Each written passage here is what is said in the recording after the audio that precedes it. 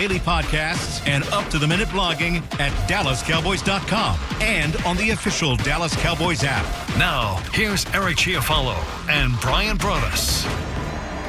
All right, ladies and gentlemen, under 3 hours and 20 minutes to get your mind, bodies, and souls ready for a Cowboy kickoff in Pittsburgh. Sunday Night Football. It doesn't get any better. Welcome to October football as well. How about this? Right here on your home of the Cowboys, 105.3 The Fan. Great to have you in, and this is a classic matchup. I'll tell you what, this is a classic matchup, and Broaddus, this is a big-time game for both teams here, and they're both coming into this one a little bit banged up. They are all limping into this one. It's mostly offense for the Steelers, mostly defense for the Cowboys, but this is going to be a tough sledding kind of game. It's looking like we might have some thunderstorm action going down right at around kickoff time, so this is one of those strap it on, find out what you're made of, who do you want to be game. This is physicality, and this is going to be a grind it out, not worried about style points. Let's go bring home a dub. And I know the Super Bowl champion himself, Brian Broaddus, former Cowboy scout, is coming into this one Cowboys crotch first, and that fires me up. You like their matchup tonight, don't you? I do, and I know there's a lot of people out there that really, really don't.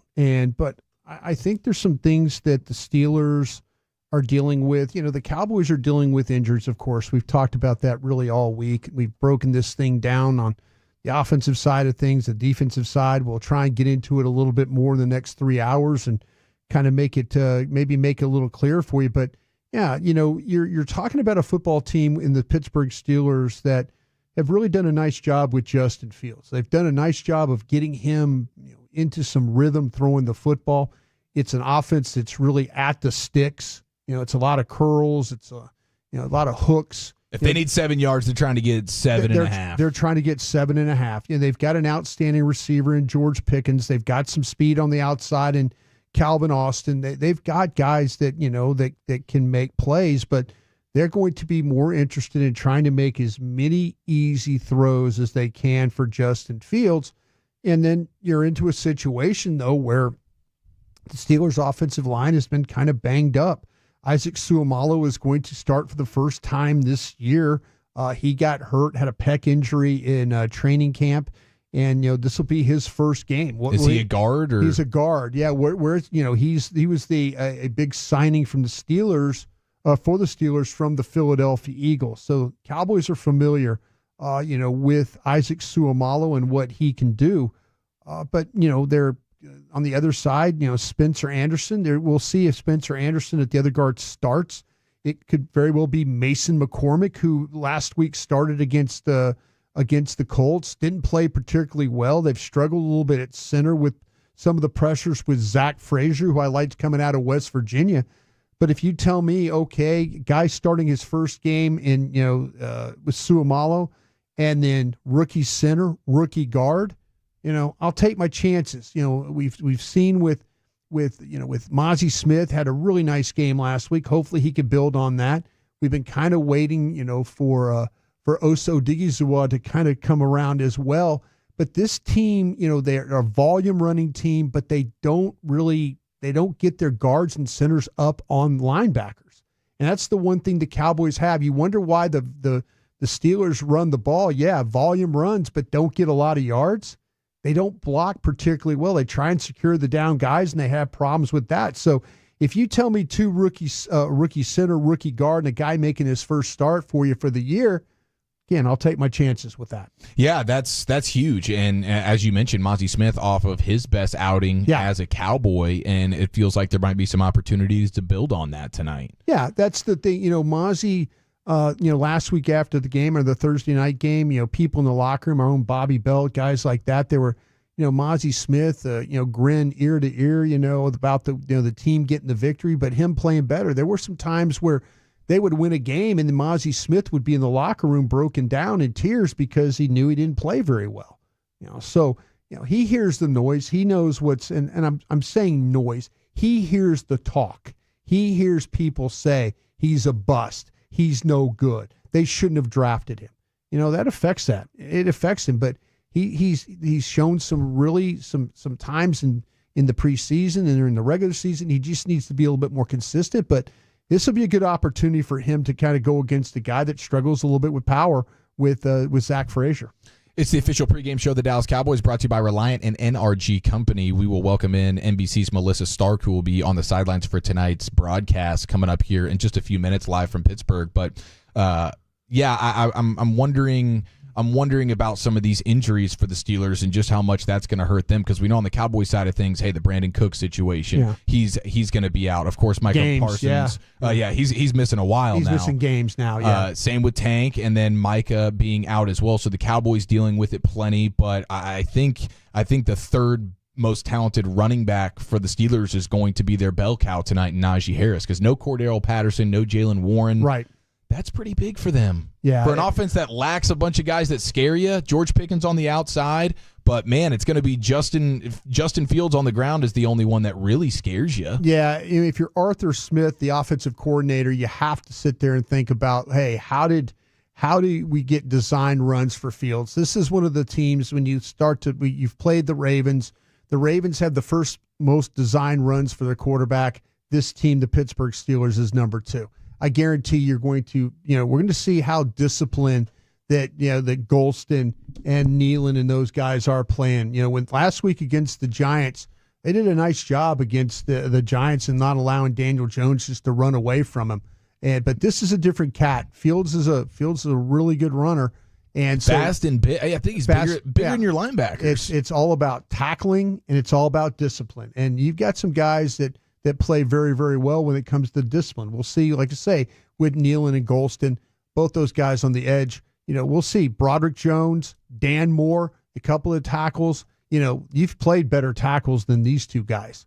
So let's see if the Cowboys up front can take advantage of things like they did against the Giants last week. All right, Sunday Night Football here on your home of the Cowboys. 469 says they'll be having some bacon-wrapped jalapeno popper burgers tonight. Okay, that is pretty dang impressive. I would like to see that. You have Brett Compton chiming in on Twitter. Chorizo and egg tacos were for the afternoon slate. Dips Sunday dinner for the 4 p.m. games. Go all in for the wings on Sunday night. That's how Brett's getting it done tonight. Yeah, a lot of food. You got to be careful though when you just throw out a big. You've been eating all day and then you throw out a big old meal and nobody feels like eating.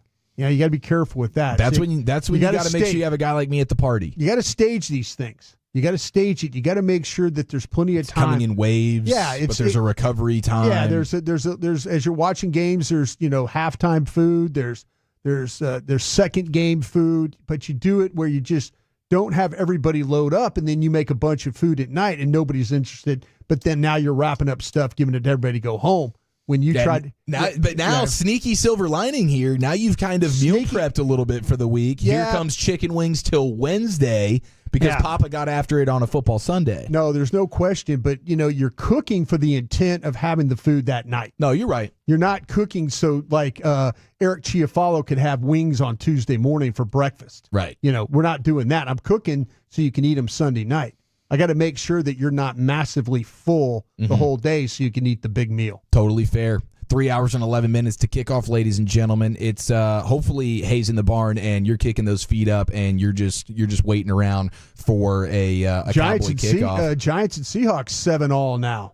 Oh, the Giants. Daniel Jones just ran one in. So. Oh, look at that, man. Yeah, Wolchuk's got the Seahawks there in Survivor. That's going to be a big one. We got to get to Pittsburgh, though, because we welcome in sideline reporter for NBC's broadcast tonight. She's with Mike Tirico, Chris Collinsworth. It's Melissa Stark, and she joins us next right here on The Fan. Celebrate the best of the autumn season with Fall Fest, presented...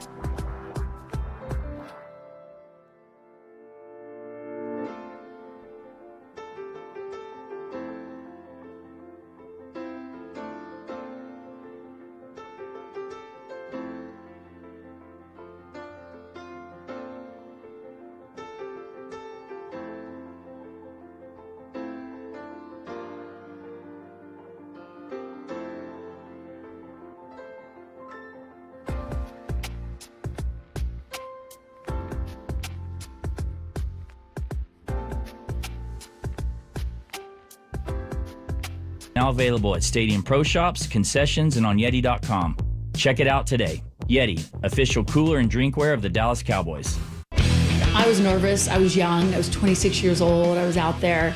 And they wanted me to stand like as close as I could to the pyrotechnics when I was doing my live shot. Oh, no. And my sweater caught on fire during the live shot. I mean, during it. I mean, it was awful. But I mean, I got through it. You know what? I got through. I don't know if you saw this, but I was hit in the head with a football in London last year. I had heard about that. Yeah. So I had not done. I returned to the sidelines in London doing these international games on NFL Network, and I hadn't done it in 15 years. And the best was the makeup artist was standing there, and she didn't know anything about American football, so she kept flinching every time the footballs came near. So I said, "Don't worry, it'll never hit you." And boom, I was hit by a football. So.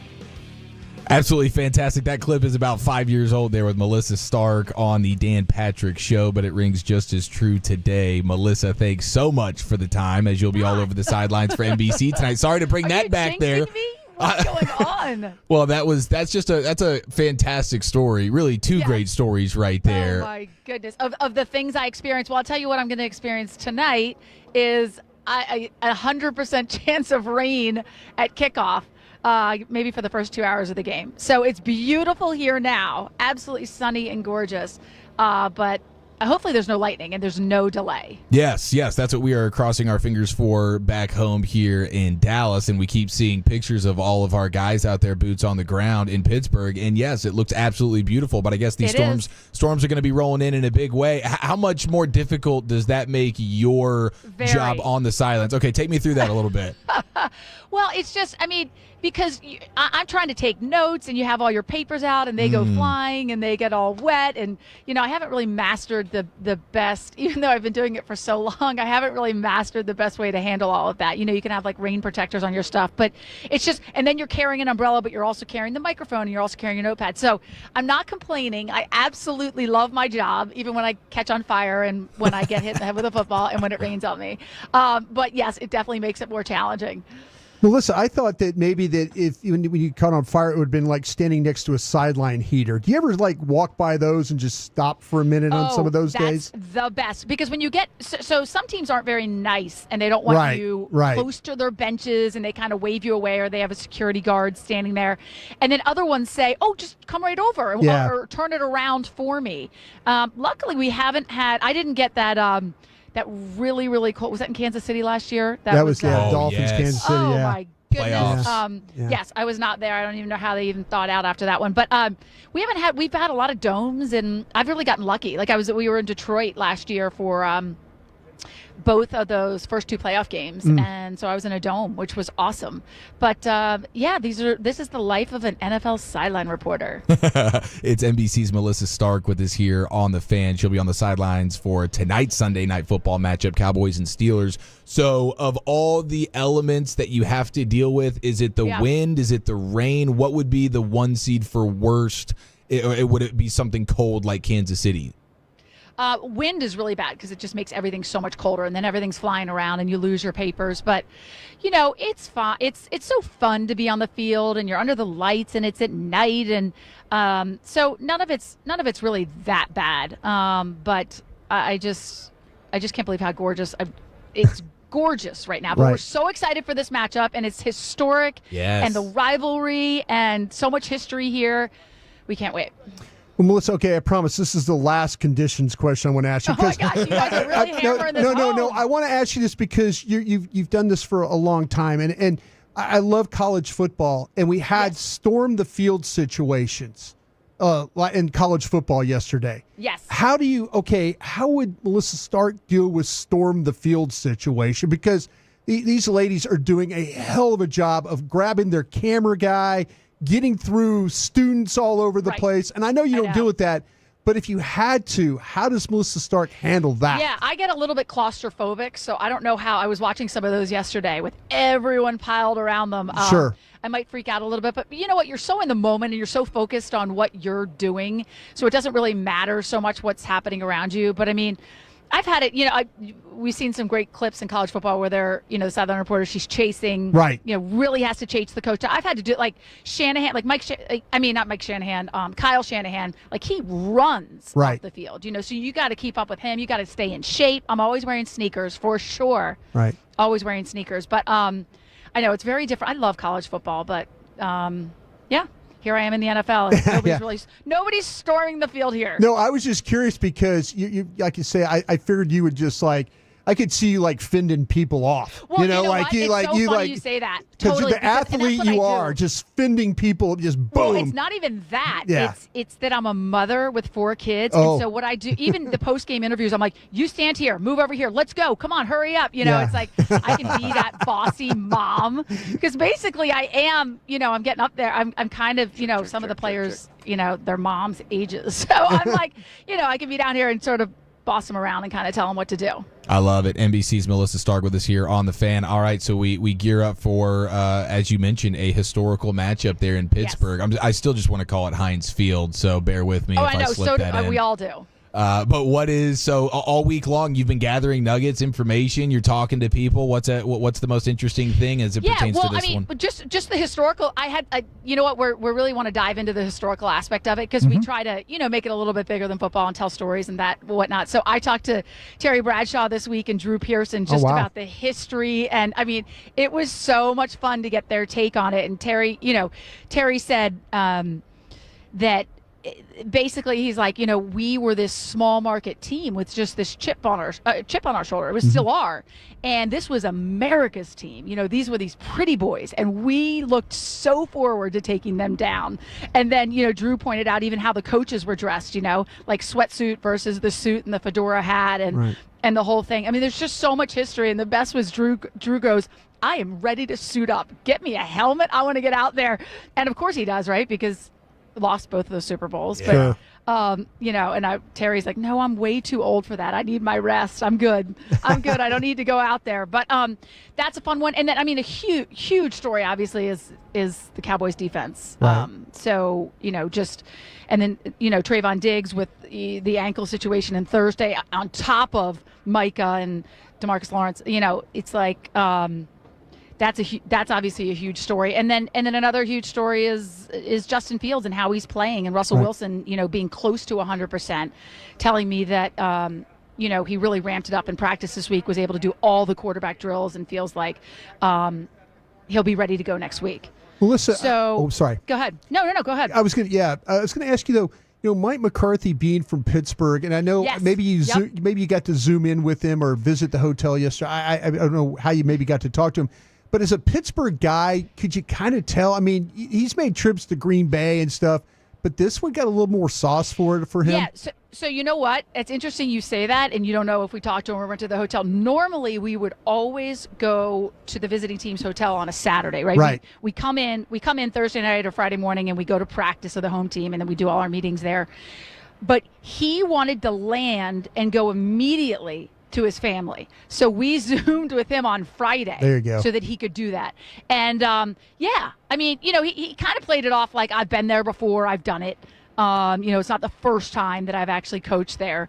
But I was actually going to try and talk to his parents pregame, but I think with this rain, they probably won't come down to the field. And but he sent us a picture from last night. Like Dak was there, and the whole massive family gathering. He said he couldn't wait to drive through the old neighborhood and get together with everybody. So, it's obviously a work trip and a business trip, but he said there are about 30 people, like 30 family members.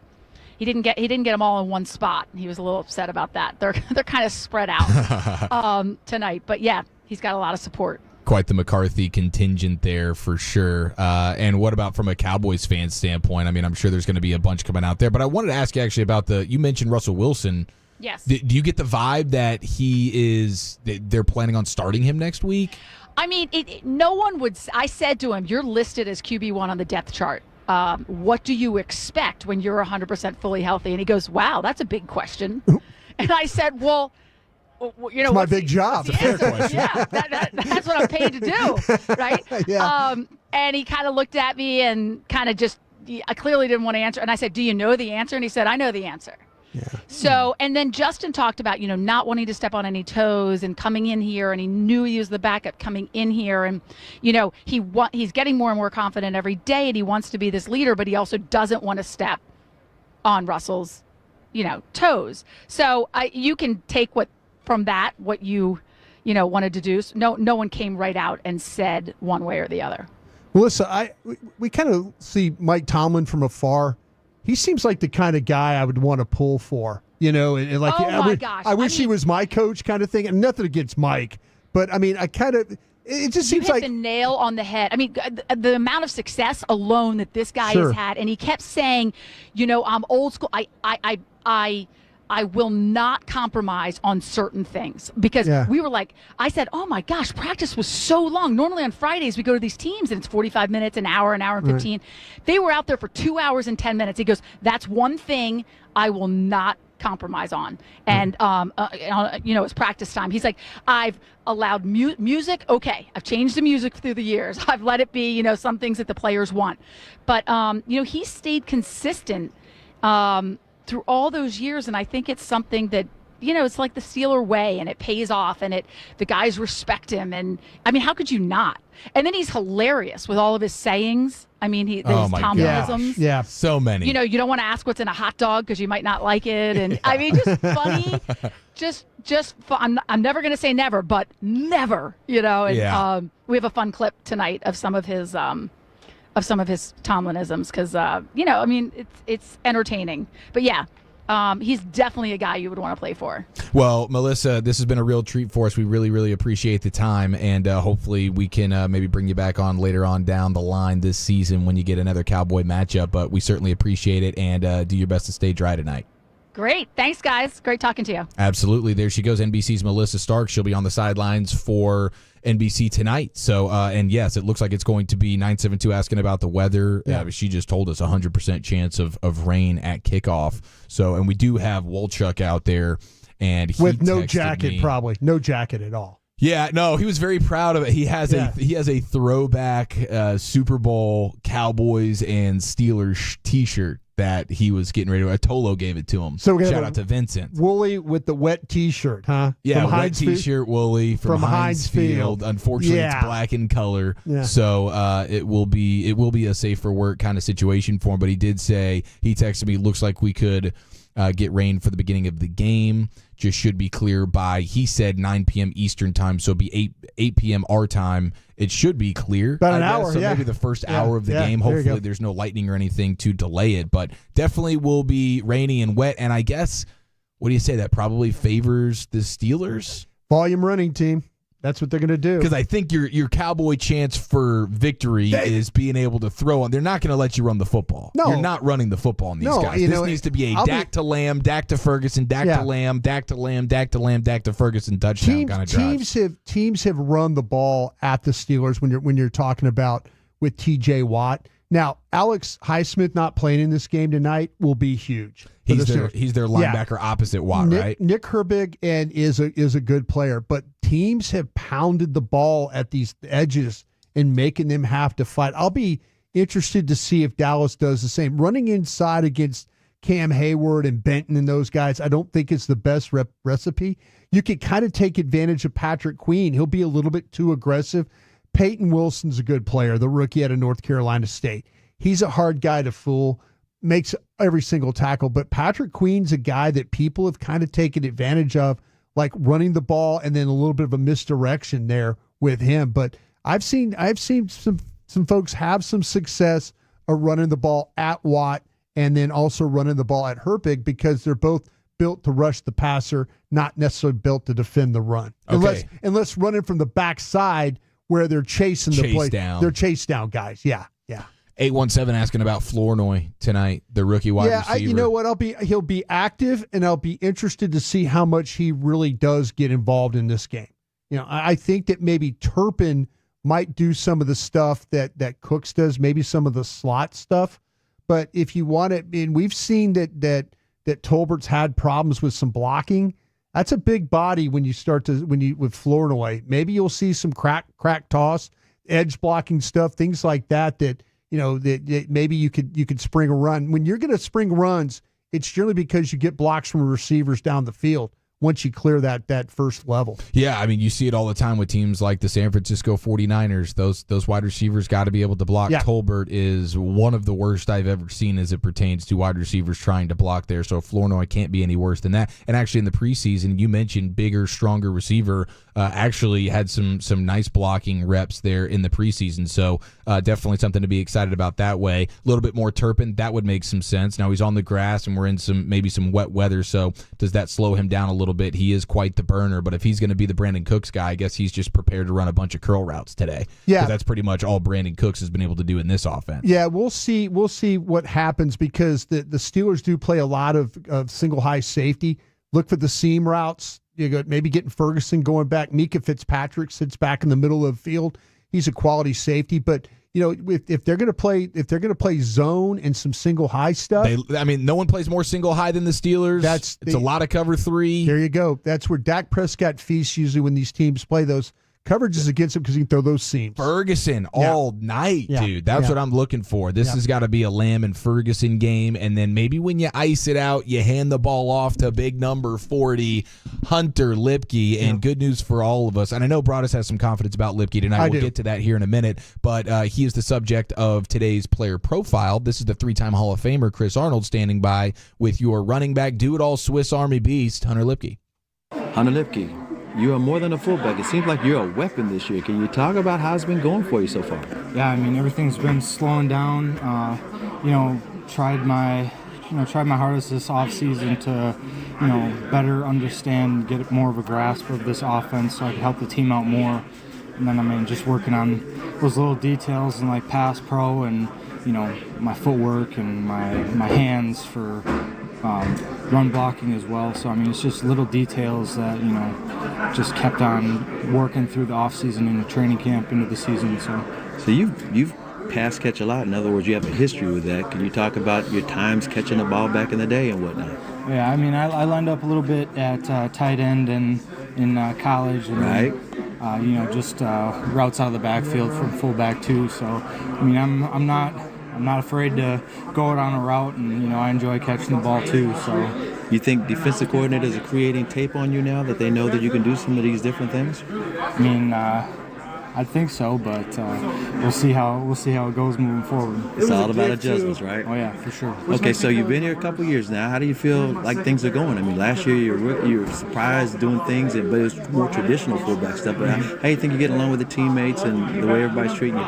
Yeah, all the teammates are great. Offensive guys helping defensive guys in practice, vice versa.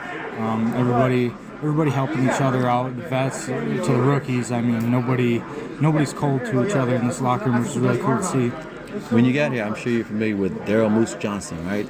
Have you had a chance to talk to him yet? No, I have not, actually. Looking forward to it? Oh, yeah, for sure. Moose is the man. Legend. You got a game against the Pittsburgh Steelers today, or actually tonight. What is going to be your routine? Because it's a night game. You're up there in Pittsburgh. You got to keep to yourself. What is going to be your Sunday night football routine? Yeah, I always like to get a couple pictures and videos of my little girl back home. Get to talk to my wife a little bit, and then just studying film, trying to stay as loose as possible. I'm not a guy that likes to be uptight when he's playing or super jacked up. I like to stay even keel, so I think that's worked for me in the past, and just got to keep on my stuff. And before I let you get out of here, we got to ask you this, and nobody's listening but us. Does the coach draw up plays for you, or you just see what it is and you're just ready at any time for Dak to throw it to you or hand it off to you? I'm just ready at all times. You got to be in this business. Anything can happen in any play, so just always got to be ready for your moment because you never know when it's gonna show. So, Hunter, appreciate you. Good luck tonight. Thank you. Appreciate it. All right, there it is. Today's player profile: Chris Arnold and Hunter Lipke. That dude's been a pleasant surprise this year. And he is a dude that I think could see more and more volume as the season goes on. It does say a lot about your running back room when you're really trying to invoke Lipke into things, but he's shown some athleticism I didn't quite know he had, Broadus. But do you think this could be a nice little Lipke game, an ice out a lead game in the fourth quarter with Lipke? Oh, I'd love to. That my dream of My dream He's is your closer? My dream is the Hunter Lipke. You're up 20-16 with much like what Vanderbilt did yesterday to Alabama with 2:43 left in the game. It just keep handing off, Lipke right, Lipke a little left, pass, and then a little run, and you do everything you can to be a 4-minute beast, as you would like to say. Yeah. And so that would be my dream, is that they just continually hand the ball to Hunter Lipke, and on the soggy Heinz Field turf that the Cowboys somehow find a way to get a victory out of that. So somebody's asking about Dalvin Cook.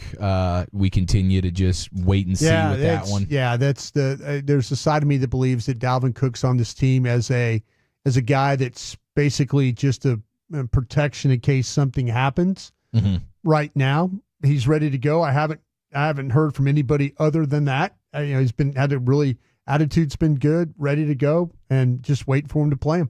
Local legend Kyler Murray just threw an interception to one of the best pass rushers in NFL currently, which is Joey Bosa, or Nick Bosa. Nick Bosa. He just threw an interception to Nick Bosa right there at the line of scrimmage, trying to swing it out to James Conner, and Bosa was like, nope, I'm right here. And that's on the heels of, in the other game in Los Angeles right now, the Packers and Jordan Love backed up, almost Orlovski'd out of the back of the end zone, avoids a sack, but then does a Will Levis-style underhand, just kind of throwing the ball away, and of course lands in the Rams defender's hands, and he walks into the end zone. It was as ugly a pick six as you'll ever see. And how about the Giants right now, up 10-7 on the Seahawks? Well, I think it's 10-10 now.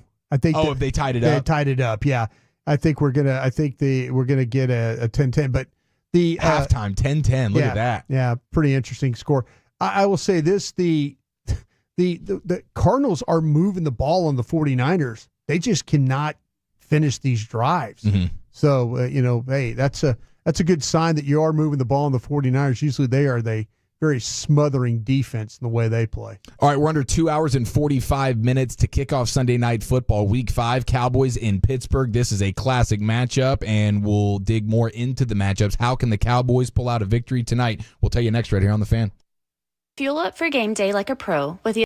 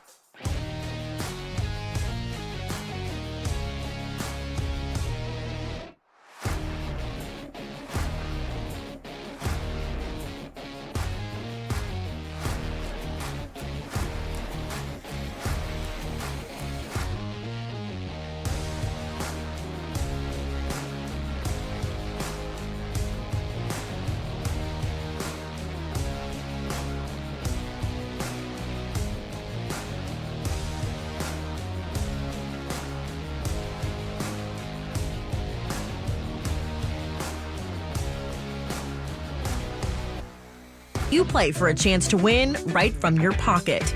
Only available to eligible lottery participants age 18 and up. Please play responsibly. 2 hours and 37 minutes right here on the official pregame show of America's team, getting you set for Sunday Night Football. And this is quite the historic matchup, Broadus. You've experienced a lot of these. You're a Super Bowl champion. You're a former scout of the Cowboys, and you're a Cowboy lifer. You were a season ticket holder.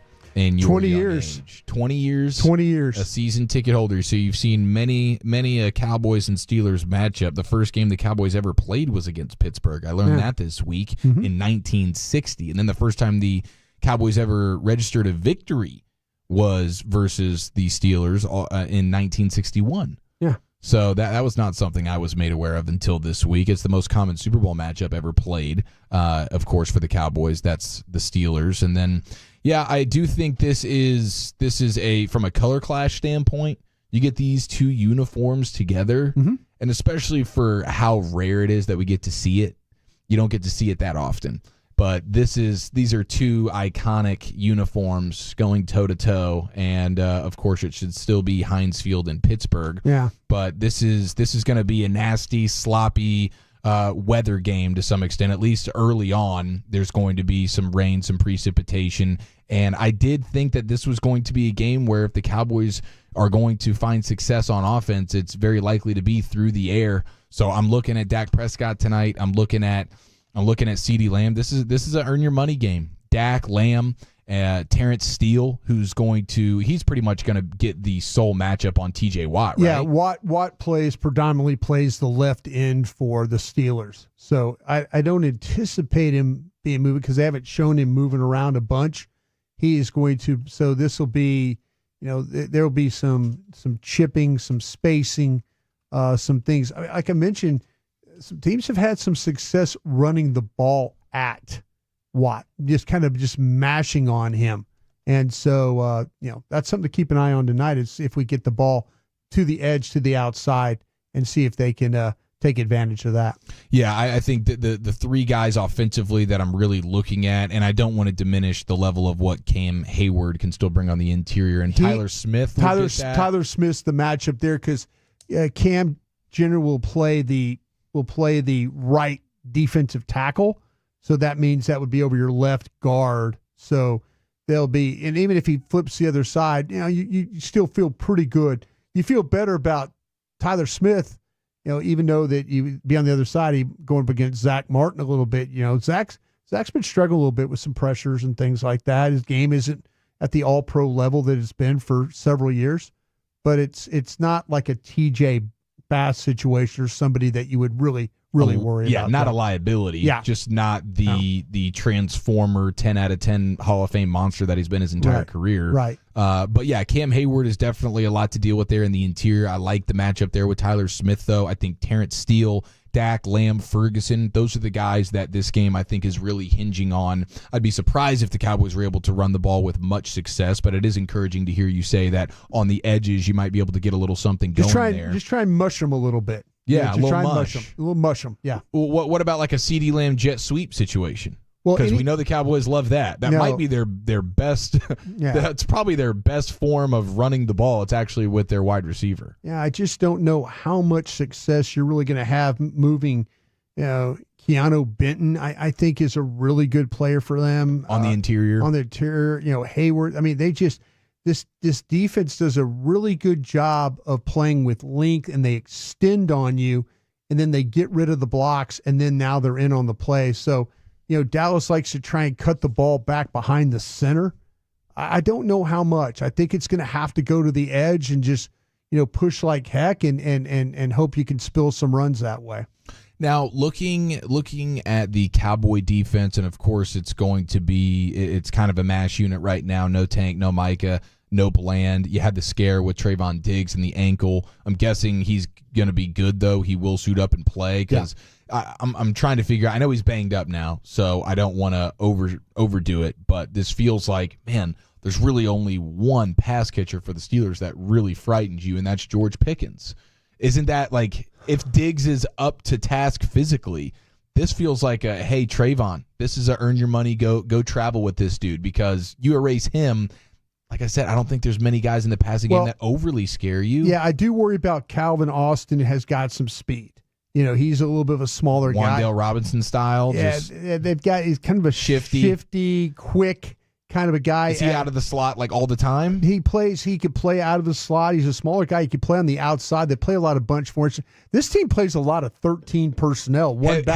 Heavy 13 personnel, 1 back, 3 tight ends, and they've had trouble running the ball.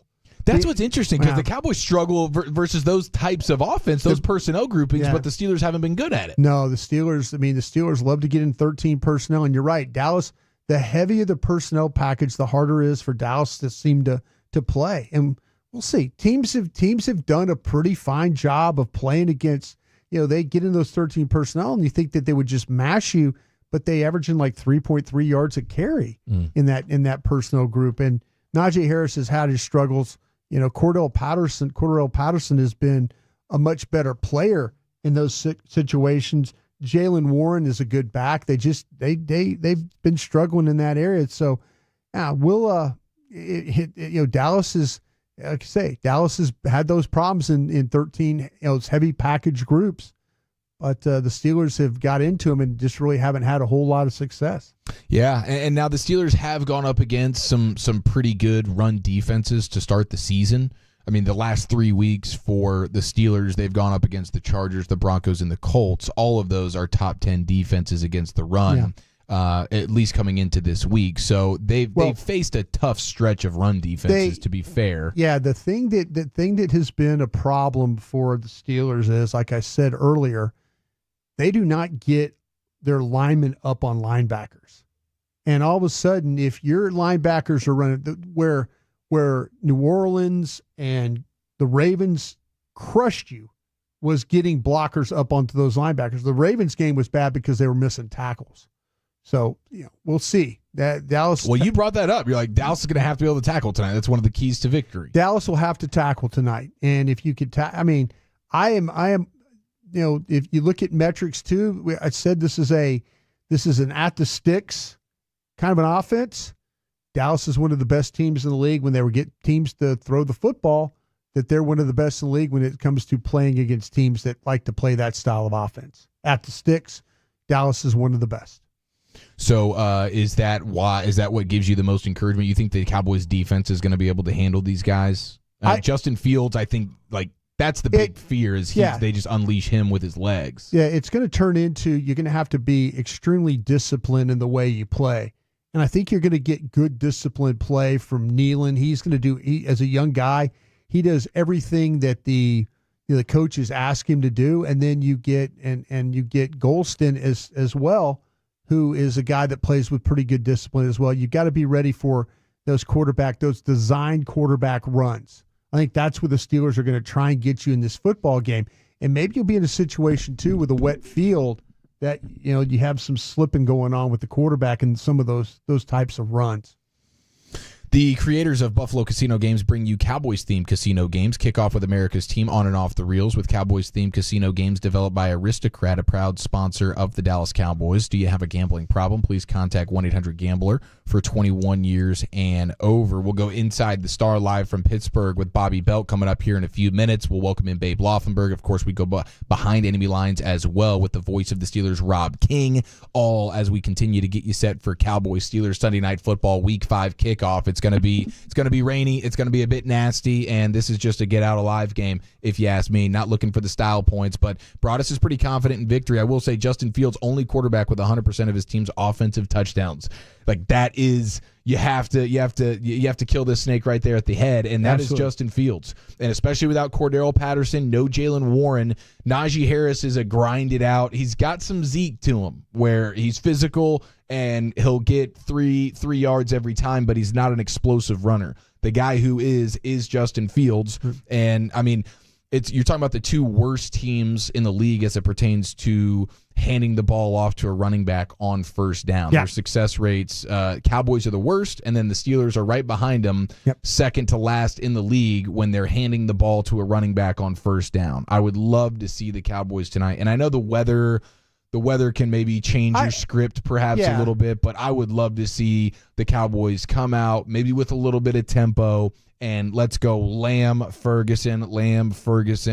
Let's not mess with these first down runs to just give you 2nd and 9 every time. Dallas did a really nice job in that Giants game in the fourth when it turned into trying to kill some clock, and it was pass the ball, run, or pass, then it was 2nd and 4, run the ball. They had McCarthy got in a little bit of rhythm. Staying ahead of things a little bit. Not just banging your head against the wall on a first down run that would get you nothing or maybe 1 yard, but staying ahead of it a little bit better.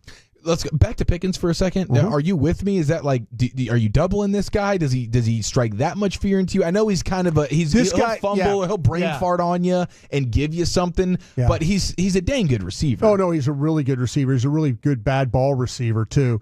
And the majority of Fields' throws, the good throws, are outside the numbers. So you're going to have to be able to defend outside the numbers to the sidelines. Those are his best throws.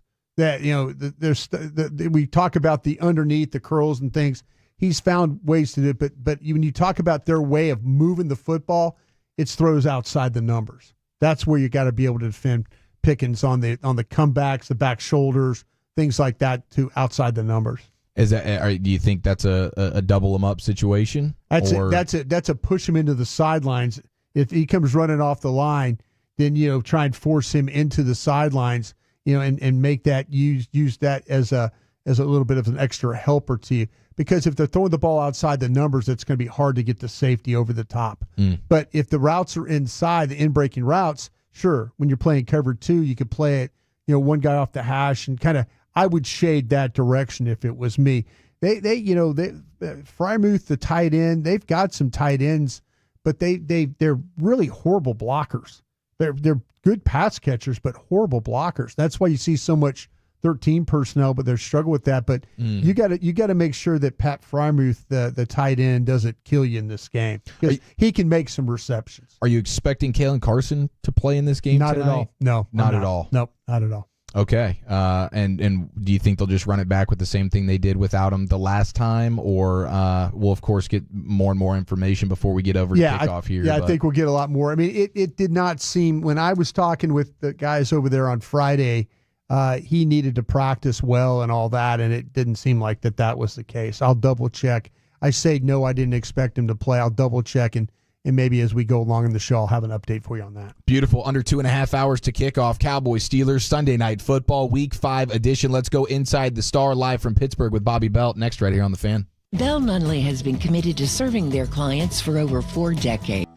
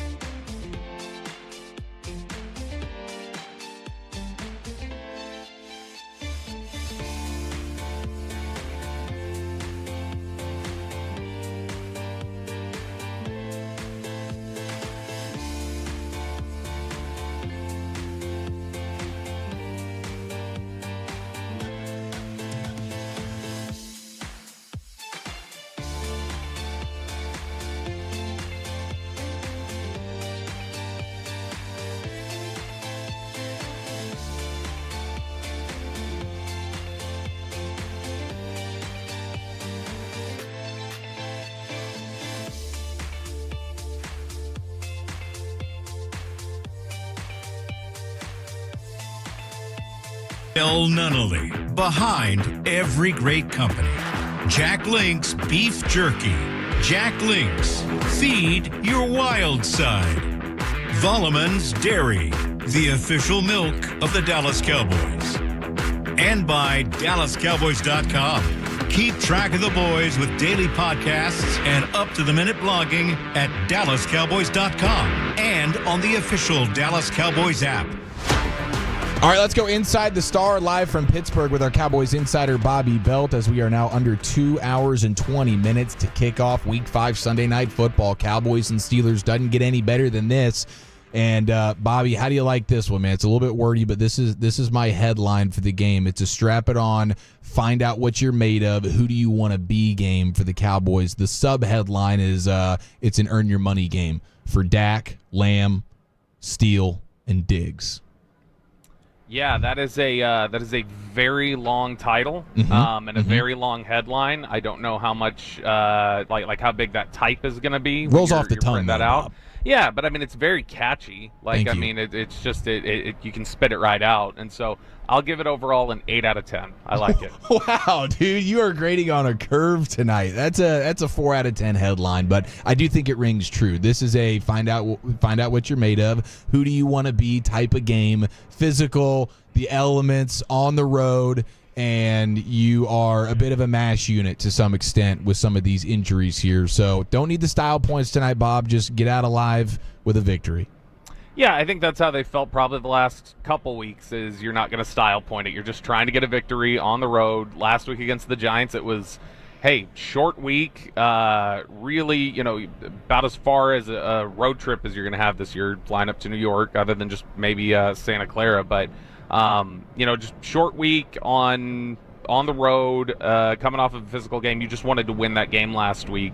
They did it, and now they're looking at probably something a little bit similar. Elements that favor a really physical football team and one that likes to run the ball, even if they don't always do it effectively. And you probably feel like, hey, let's just do our best to get out of here with a victory and not worry about how it looks necessarily. Bobby, I don't know if it's a good thing for you, but you and I seem to share the same feeling that there's kind of ways that the Cowboys can win this game tonight. Yeah, I mean, I think that if weather permitting, obviously, what the Steelers' defense is able to do to you, how you block things up, what kind of matchups you get. I feel like this should be a really important game for CeeDee Lamb.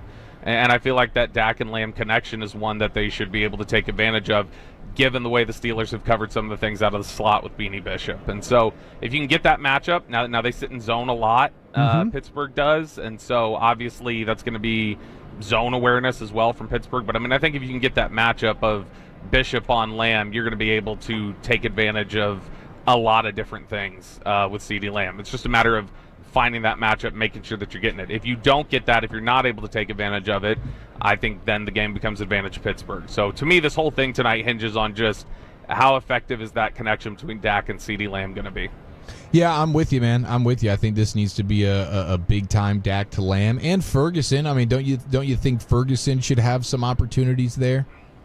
Yeah, I mean, the only thing with Ferguson for me is I think that some of the linebackers that the Steelers have in coverage, they've got maybe the best safety duo in the NFL with Minkah Fitzpatrick and Deshaun Elliott. I just think the advantage isn't nearly as stark as it seems to be with Lamb in the slot in this game. What about with the single high step, Bob? That the Cowboys, if you play single high against the Cowboys, they'll play vertical routes on you. Are you thinking that Fitzpatrick, will be able to cover the middle of the field out of the single high to get over and get Ferguson? Yeah, no, and like I think Ferguson could contribute in this game, but I mean, again, I think we're just talking about in terms of the personnel matchups. I expect when Minkah Fitzpatrick is up there, he's one of the best safeties in the league. I usually expect Minkah Fitzpatrick to make plays.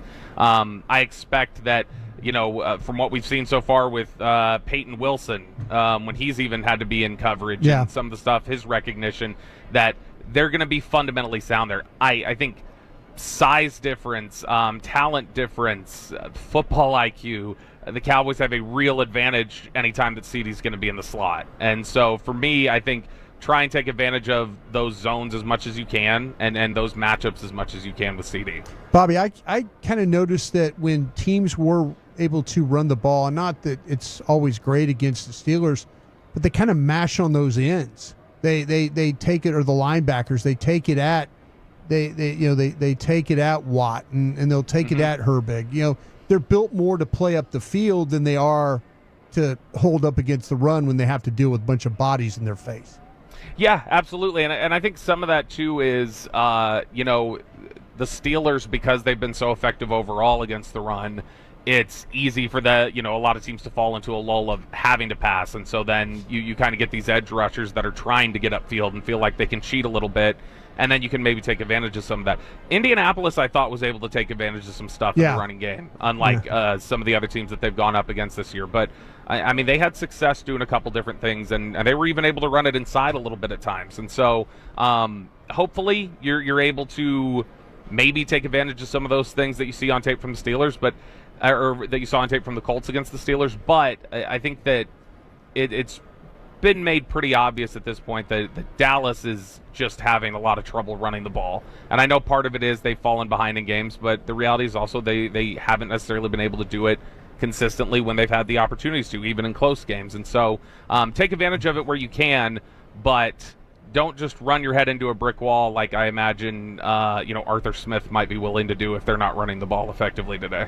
Inside the Star with Bobby Belt, our Cowboys insider, live in Pittsburgh. Now, what about with Justin Fields in this offense? Of course, they're not going to have Cordero Patterson or Jalen Warren, their two best running backs, but what are you seeing from the Steelers offense, and how do you think the Cowboys match up defensively?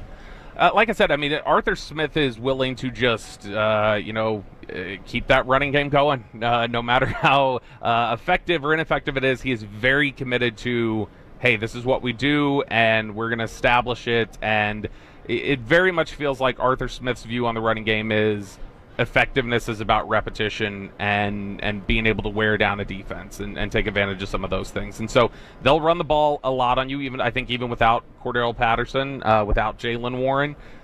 They will make sure that's there. Not as many designed runs as you've seen before for guys like Lamar Jackson or even Justin Fields' time in Chicago, but they'll still do a little bit of that. I have been impressed with Fields and his decision-making, throwing the ball, and when he can – it's an ugly release at times, but when he can kind of break outside the pocket, extend a play, and then square his shoulders up, he can really hurt you down the field with some of those throws. And so you see the arm talent on tape. It's still an odd-looking release at times, and you wonder how he even gets the ball out.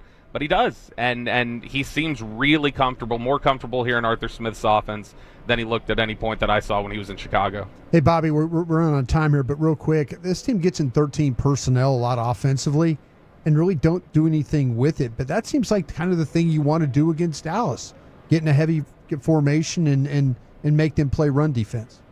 Yeah, and I think that Arthur Smith is like he is such a fan of the run game, and he's a smart coach. I'm sure he's looked at tape and seen this week exactly where Dallas's vulnerabilities are, and they may try to take advantage of some of that today, even though they haven't done a lot out of that before. So I think that, you always say it all the time, Brian, it's copycat league and coordinators copy plays and things like that. I think Arthur Smith is probably looking at tape. Yeah, well, I think Arthur Smith is probably looking at tape this week and saying there's a lot I can copy and have success with. Yeah.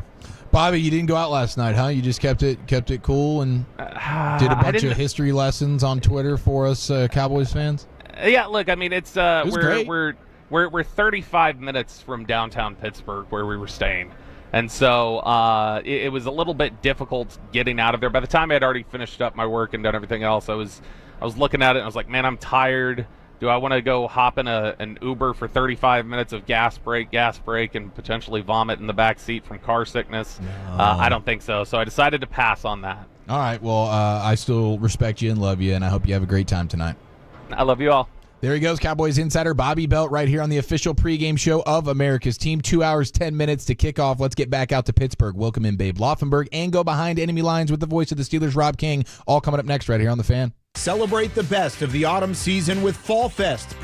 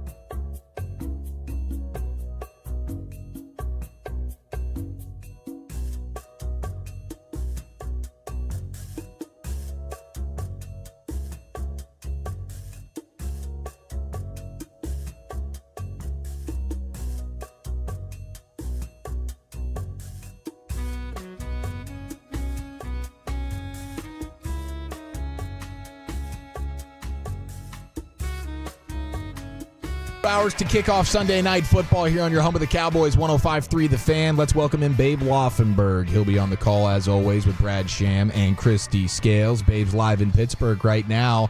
Babe, happy game night to you, man. It's great to hear from you. I'm curious if you guys have any sort of fine bucket or anything tonight there in the booth for anyone accidentally calling the stadium Heinz Field tonight. Heinz Field is a $5 fine. Three Rivers Stadium is a $10 fine. Yeah. I've never even heard of that one. I didn't know that was the thing there. Oh, yeah. That's the original. Oh, yeah. The original, yeah. Yeah, the Steelers of the 70s, all those Super Bowls, that was Three Rivers Stadium, baby. I love it, man. I love it. Well, what's got you fired up tonight, man? Looks like we might get some rain. This is just a classic, sloppy, grinded-out physical football game tonight. That's what I'm looking at. You know, right now, it's beautiful. It's perfect. Great weather, bright sunshine, but it looks like that rain is just going to kind of pass through at some point, but we'll see. But either way, Pittsburgh is built for that, right? Outdoor stadium. Right. That's the way they want to do it.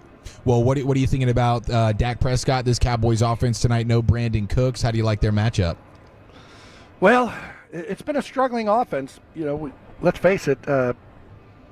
And no Brandon Cooks isn't going to help, but by the same token, you know, he's caught 9 balls in 4 games. They just have not directed, passes his way. He's had a very simple route tree. They keep running him. I mentioned it before the game against the Giants last week that all they're running is hooks and stops and Harvey routes, and it's all he did against the Giants for the most part. They got him one time coming up underneath. So, it's time for Jalen Tolbert, right? 3rd-round pick. It's time for him to kind of get going and show why they drafted him. Hey, Babe, when you sat down though and watched the Steelers defensively, and you kind of focus on Watt. Yeah. And then not having losing the end opposite of him today will be a big loss for them. But what did you see with Herbig playing? I kind of felt like that the Colts did a really nice job of dealing with Watt and and kind of was able to kind of hold him in check and then work on the other side and make sure that's kind of shored up for him. Yeah, Watt came out of that game against Indy with 2 assisted tackles. Now, if that had happened to Micah Parsons, everybody would be screaming for a week on, where's Micah? What happened to Micah? But, one thing about the Steelers, as you guys know, it doesn't matter whether, Jack Lamb has been the linebacker, Ryan Shazier has been the linebacker. They just play great run defense. They're doing it this year again. They're allowing 86 yards a game rushing. Not the kind of team you want to come in and say, you know what, let's get a run game healthy against the Pittsburgh Steelers. But as we know, hey, this Cowboys team is not built for throwing the ball 40 times a game. They just aren't. They don't have the receivers to do it. They got CeeDee Lamb, and then they got some other guys. And so they've got to be able to run the ball. Now, it does become a catch-22 because you run it, and you want to be 2nd and 9 all game long. So they're in a real conundrum there with this running game being as poor as it is, and again, not wanting to throw the ball 45 times a game. So I'm not sure exactly what you do there, and we're going to find out tonight. We all know Mike McCarthy wants to run the ball better and more than they have, but if you run it better, you'll run it more. Right, yeah, that would you'd feel much better about running it a little bit more if you see some success there. And they've struggled. I mean, these are the 2 worst rushing attacks on first down this year. It's Dallas is dead last in success rate there on first down when you hand it off to a back, and then second last in the league is Pittsburgh. So now, but on the Pittsburgh offensively, no Cordero Patterson, no Jalen Warren, so it's going to be Najee Harris. And then, of course, Justin Fields. What have you seen from Fields and some of his development, Babe? Yeah, I've looked. It's funny. I looked at every throw this year that he's had in the first 4 games, and there's no question he's becoming better, as you would suspect. Here's an interesting stat to me, and it's funny. Lee Corso told me, "Hey, Babe, people don't like stats; they like stories." But I'm going to have to go against Coach Corso right here because this stat I think is pretty important when you talk about the development of Justin Fields, and you hear he's turned the corner and all that good stuff. In his last 10 starts, he's 7-3. He was 6-26 up to that point, right? 6-26. When he was 6-26, his defenses had averaged giving up 27 points a game. 27. In the last 10 games, his defenses, both in Chicago and here in Pittsburgh, they're giving up 14.5. There you go.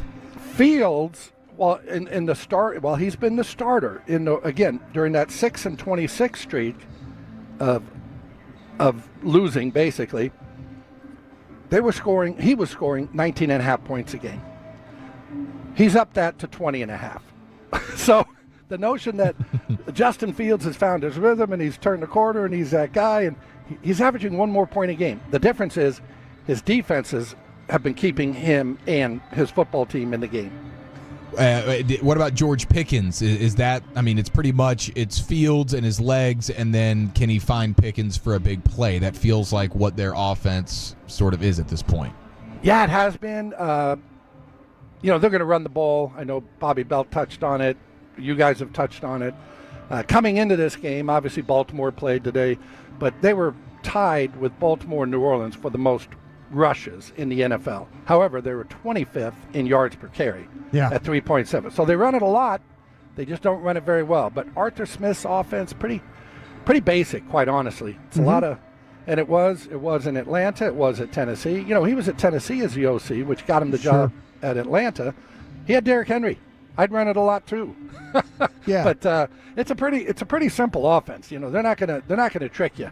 It's run, it's play action. It's going to be running with Justin Fields a little bit. There'll be some designed runs in there. But as for Pickens, I don't see him as a great route runner. He's a big physical guy, 6'3", 205, but he's not a great route runner. And when you talk about his production, now he's caught 20 balls this year. He's their number one go-to target. Doesn't have a touchdown. In his last 16 games, right, basically a season, he's had one game where he's had a touchdown. So it's not like he's one of those guys, you better keep a handle on him like a Tyreek Hill. He's going to go for 3 touchdowns. He's had 2 touchdowns in his last 16 games. So I think you can deal with him. I don't see, of course, Cowboys, as you guys know, are so beat up in the secondary right now, but I don't see them paying any real special attention to Pickens. I don't think he's that kind of receiver. The attention's going to have to be paid in the run game, obviously. Yeah, it's funny, babe, because I see this offense getting 13 personnel a ton. And I was talking about that with Bobby earlier. Usually that's the kryptonite for Cowboys. Get multiple tight ends, get fullbacks, get big people involved, and mash on the Cowboys, and you're going to have success running the ball. But these Steelers, they get in that 13 personnel and they don't go anywhere with it. Yeah, and that just for the people that don't know, that's 1 back, 3 tight ends. It's funny, I had a friend who's been doing football for 25 years. He didn't know what 11 was. I said, no, he didn't know what 12 was. He said, I've always heard it. But anyway, they put those tight ends again. Arthur Smith, the offensive coordinator, head coach in Atlanta the last 3 years. He's going to run the ball. They're going to line up and run it. And it's so funny, too, guys, because I just think, I don't know that Arthur Smith would get hired by an offensive head coach. No. But if you're the Steelers and you're Mike Tomlin and you're one of those Matt Eberflus up in Chicago, those defensive coaches that want that guy that's just not gonna get my defense in trouble. You're gonna run it, right? You're gonna not turn it over, and we're gonna play defense, and we're gonna win on defense and special teams. And so Arthur Smith is your man. Yeah, he's the perfect play caller for a team that wants to win 17-13. Pretty much every week. Well, this is a historical matchup, of course, babe. I think it's the best color clash in all of football, the Cowboys uniforms versus these Steelers uniforms. It just feels right, and I really cannot wait to see it. But what comes to your mind when you think about Cowboys and Steelers and just the history behind it all?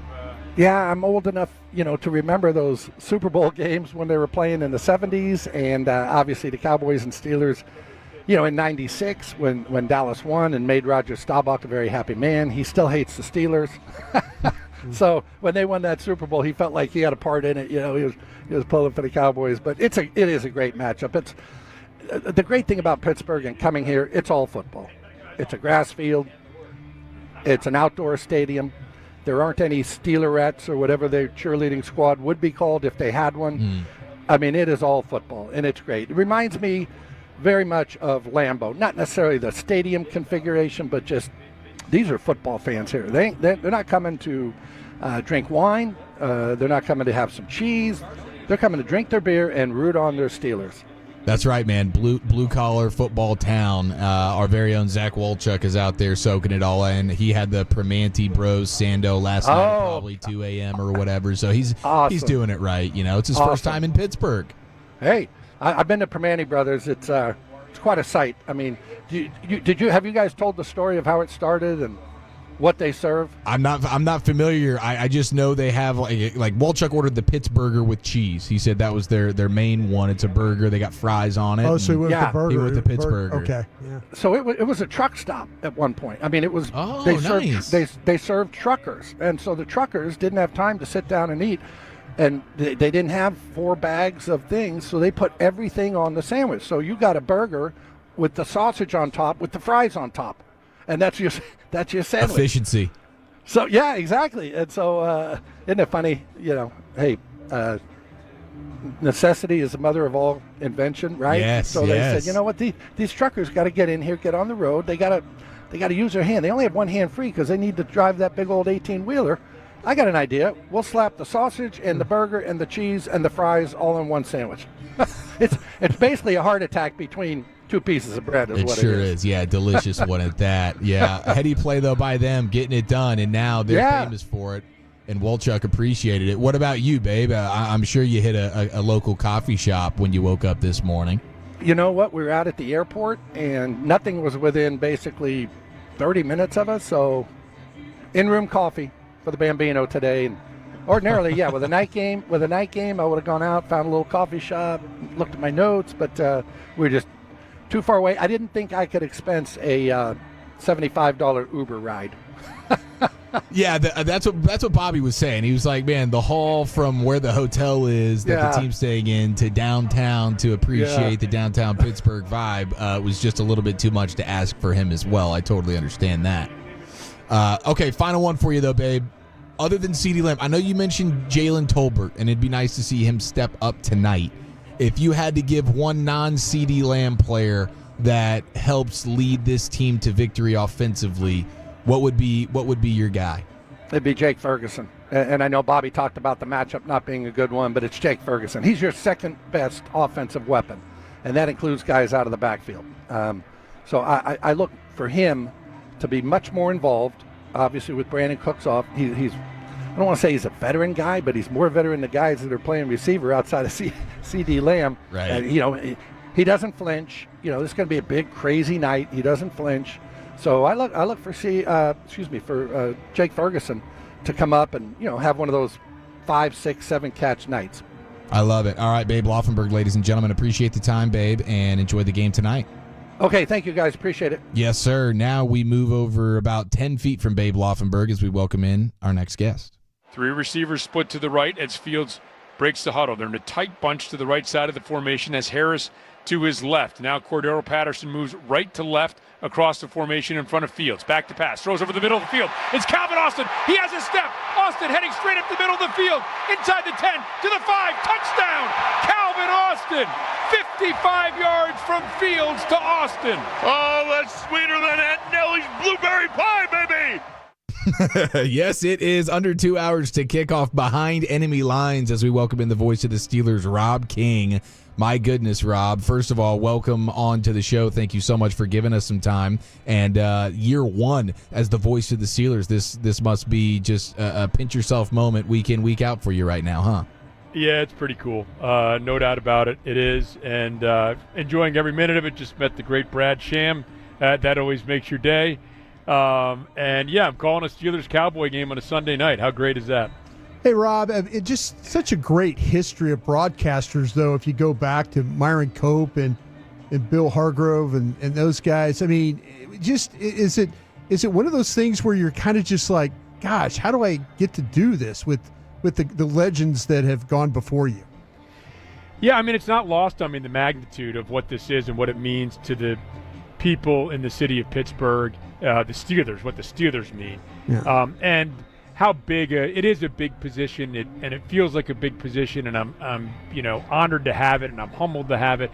But I feel that way. The Steelers really value stability. Sure. And I think that anytime you get a job with the Steelers, you're probably following somebody who's been there for a while, right? And leaving you big shoes to fill. So I think the key is I'm not trying to replace anybody. I'm just trying to succeed them and do the job the best that I can do it. Absolutely. And then your color guy, Mr. Wolfley there, I mean, he's always bringing it, right? Do you know that's coming when he's throwing a blueberry pie reference in there, or does that surprise you as much as it does us? It surprises me. A lot of food with Craig Wolfley, and the blueberry pie always welcome this time of year especially. No, Wolf and I called high school football games together because high school football here in Western Pennsylvania, sure. as you guys know, in Texas, it's huge, you know.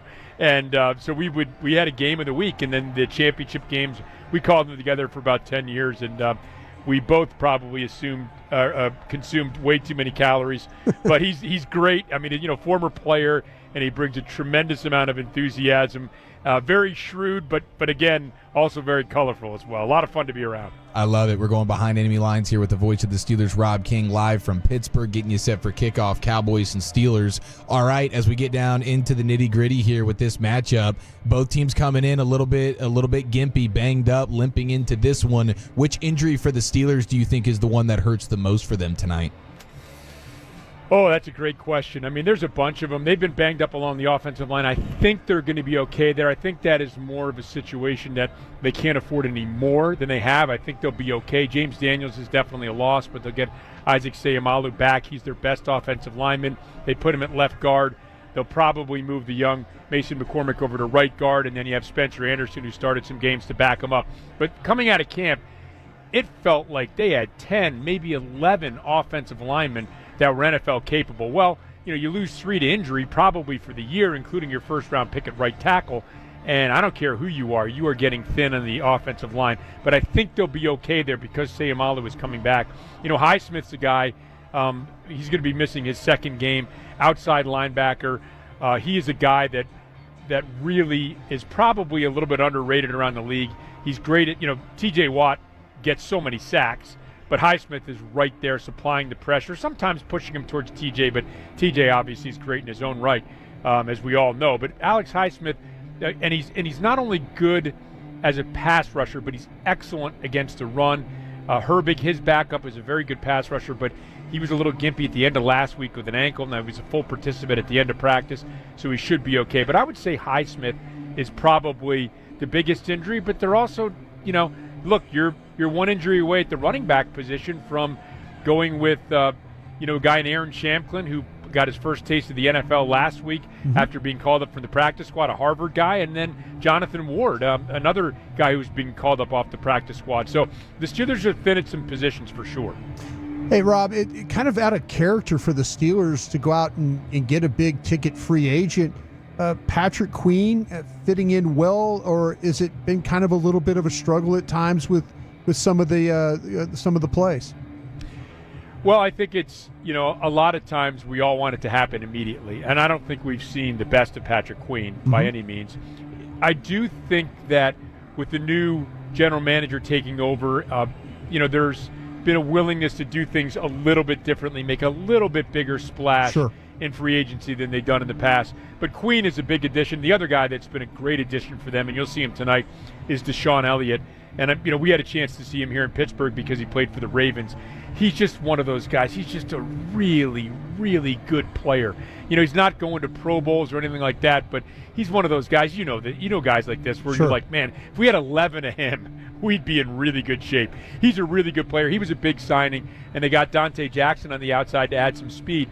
So the addition of Queen, after you solidified the back end with those two signings, and then Queen gives you that kind of that star level power. So now you have Cam Hayward, T.J. Watt, Highsmith up front. You have Queen in the middle of the field. You have Minkah Fitzpatrick back at safety, a guy they really feel good about, and Joey Porter. So they're starting to build speed and talent in every layer of their defense. I think that's why that was such a significant signing for him. But to your point, yes, I think the best of Patrick Queen is still to come. Rob, we love covering the draft here on our show and on our station. And when you guys took Peyton Wilson, we all threw our pencils down on the ground. We were all upset. Just an outstanding player, college player. It's a shame that he was so banged up, but playing very, very well for you guys right now.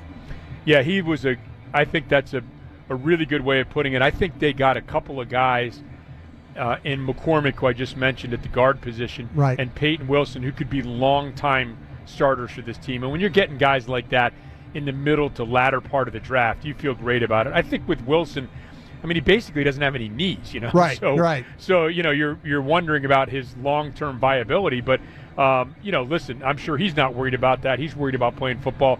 He's super fast. He's really a great, a linebacker in today's day and age who can run and hit and cover and, gets to things quickly, plays fast, has really adapted to the NFL quickly. And I think you're right. I think a lot of people thought, man, this is a guy who could come in and start right away. Yeah. And you're not usually saying that at that point in the draft. Voice of the Steelers, Rob King, with us here on The Fan. Is this going to be an unleash Justin Fields on the ground type of game tonight? That's a great question. I heard you guys talking about Jake Ferguson before I came on, and he definitely worries me because, the Steelers have some inexperience in the slot. He's a really good player. And then, so if you're the Cowboys, do you go to him a lot because of your injury to Cooks?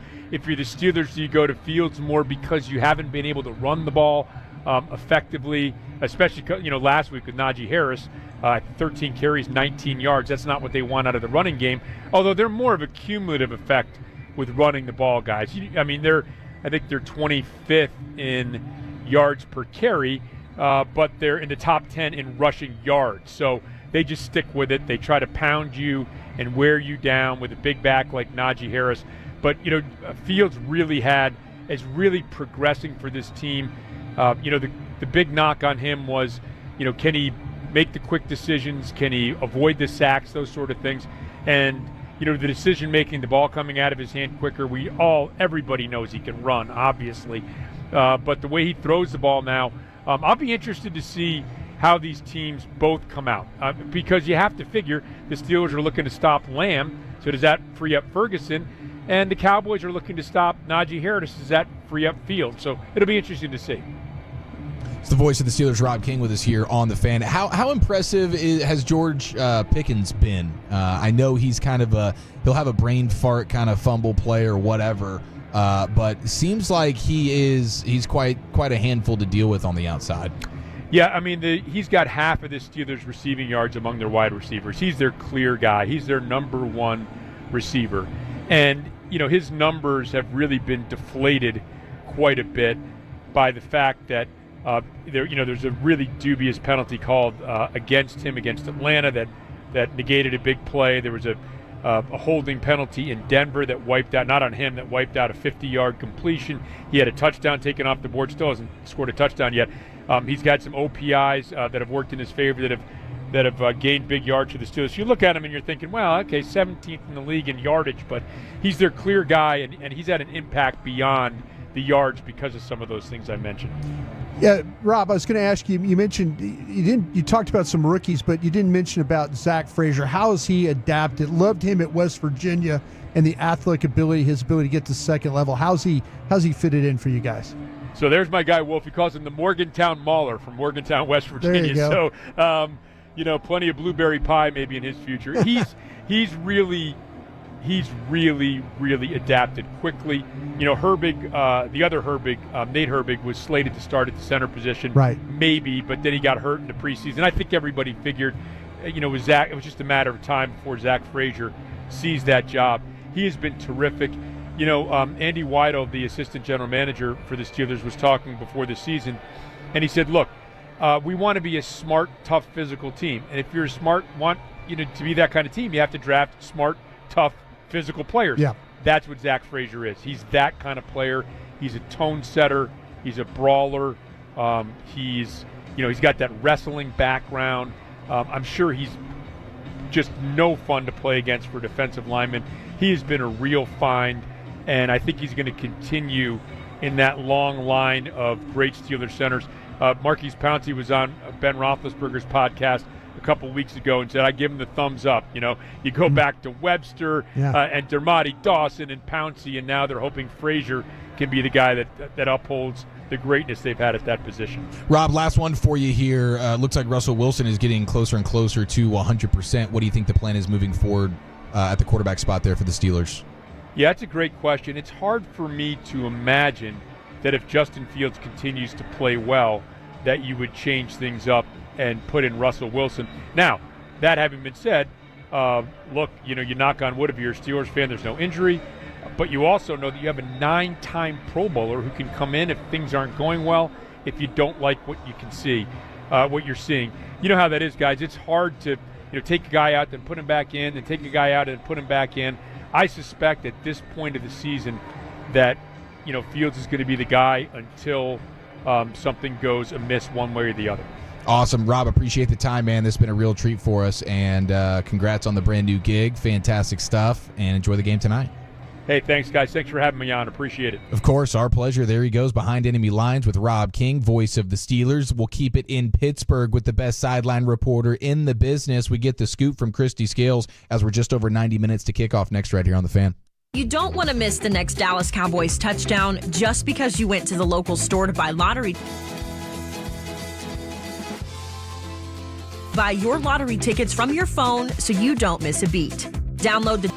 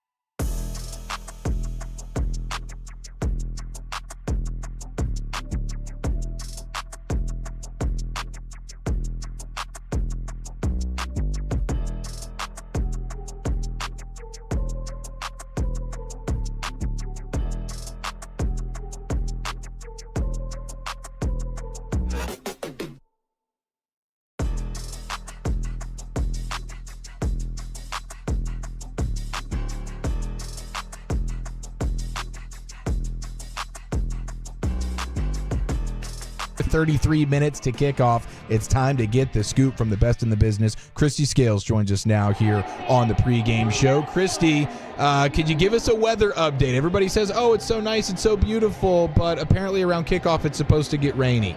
Yeah, and actually the rain hitting has actually been moved up. It was going to be about 20 minutes before kickoff that the showers were going to start. Now it's going to be more like an hour and 20 minutes. So top of the hour, we might be getting the front edge of the storm that's blowing in from the north. And it's going to go for a couple hours, so it may last through the entire first half. And, of course, this is a great stadium. Love coming here. It's real football, like you were talking about with Babe. Love it.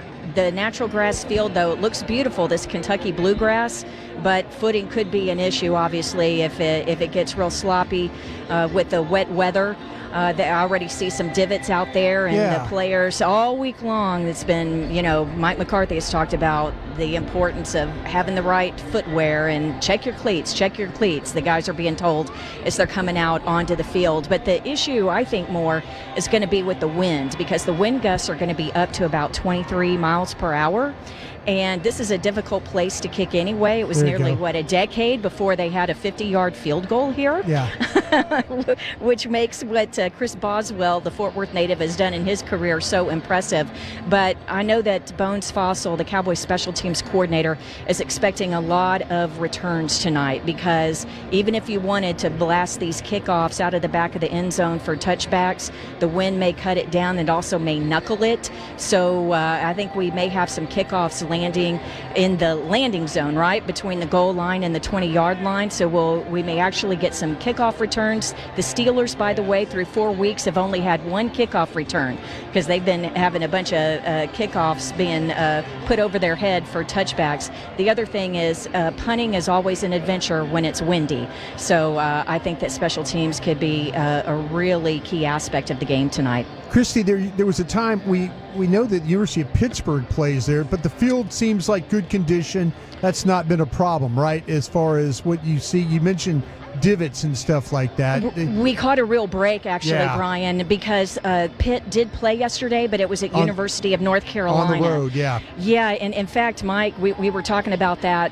In fact, he asked about it during the walk-off on Thursday, and he's like, are they there this weekend? I'm like, no, Pitt's away. So he's like, oh, good. Yeah. We caught a break. So, but really, hopefully the second half, it'll be dry in terms of the rain will have stopped, but we could still have some sloppy field conditions. All right, Christy, and like you mentioned, the lack of 50-yard field goals, wasn't that at one end of the field? Was that going away? I know the Steelers are on the press box side. That would be to there, or would that be the Cowboy bench left? End? Yeah, so that's the south end. So actually it's the east end zone, which is the one towards the river. Right. And so what happens, that's only 2 levels high. It's very short. Yeah. So the wind comes in off the river. Now the opposite end, the north end zone, is 5 levels high. It goes up very high, but the 2 tunnels are on each corner of the end zone. So when you walk down, I'd say from about the 15-yard line in, when you're towards that north side,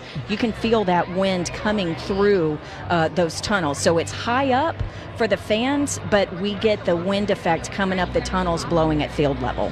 Getting the scoop from Christy Scales right here on the Fan, getting you set for kickoff. Cowboys Steelers here. Now, what about from an inactive standpoint? What do we need to know about those guys? Well, we know Kalen Carson isn't playing tonight because of the shoulder injury, so it's the second week in a row that the starting corner has been out. We know Deron Bland isn't back yet as he works his way back from injured reserve. So Amani Oruwariye, who was elevated from the practice squad last week and came in to play the second half in place of Andrew Booth, he's actually going to start tonight. So Andrew Booth will be the backup, and AO, we call him, is going to get the start at cornerback. Now, a surprise inactive is Deuce Vaughn. So he is inactive tonight, the Cowboys running back. That's because the Cowboys are having to go long at linebacker, and that's because of special teams. So with Micah Parsons out with the ankle injury, he's not playing tonight. And, of course, DeMarcus Lawrence on injured reserve with a sprained foot. Your 2 starting defensive ends, Chauncey Golston and Marshawn Nealand, are key special teams guys. They're not going to play as much special teams tonight because they're going to be getting so many more snaps starting at defensive end. And so Nick Vigil was signed from the practice squad to the 53-man roster yesterday because he's out of elevations. He had already been elevated 3 times. That's the maximum amount you can be elevated in an NFL season. He was elevated those first 3 weeks. So he was signed to the 53-man roster. So Vigil is now 53-man. He's going to play today. And then Buddy Johnson, who's the Texas A&M linebacker who's been inactive during the season, he is active today. He's already on the 53-man roster, but they need him and Vigil to help fill the void with the reduced special teams roles for Golston and Nealon because of all that they're going to play on defense as the starting defensive ends. Gotcha. Okay, and this is obviously quite the homecoming for Mike McCarthy, being from the area. Have you seen the McCarthy contingent yet? I hear he's got a bunch of people there in the building. Yeah, they're about 10 yards away from me. There are at least 30 McCarthy family members or friends and family here tonight. Actually, the Joneses are talking with him right now. But Mike, and I know we're going to hear from him in just a little bit with Brad Sham, and Brad's going to ask him about it, I know. But Mike went home to his family home last night, and a bunch of friends and family were there, and his parents hosted everyone. And as a surprise, Dak Prescott and Cooper Rush, and then quarterbacks coach Scott Tolzien and Ryan Feeder, the offensive assistant, also showed up as a surprise. So they had a really fun night last night. And then after visiting, the quarterbacks went over to the pub, the one that used to be owned by Joe McCarthy, Mike's dad, and where Mike grew up working there. It's Joe McCarthy sold it a long time ago, but it's still around in that same location. It's a restaurant pub now, and that's where Dak and Cooper ate last night. So kind of a fun homecoming for Mike. He got to visit with his parents right when they came out on the field. Mike's down in the locker room right now, but the rest of the McCarthy contingent is out here.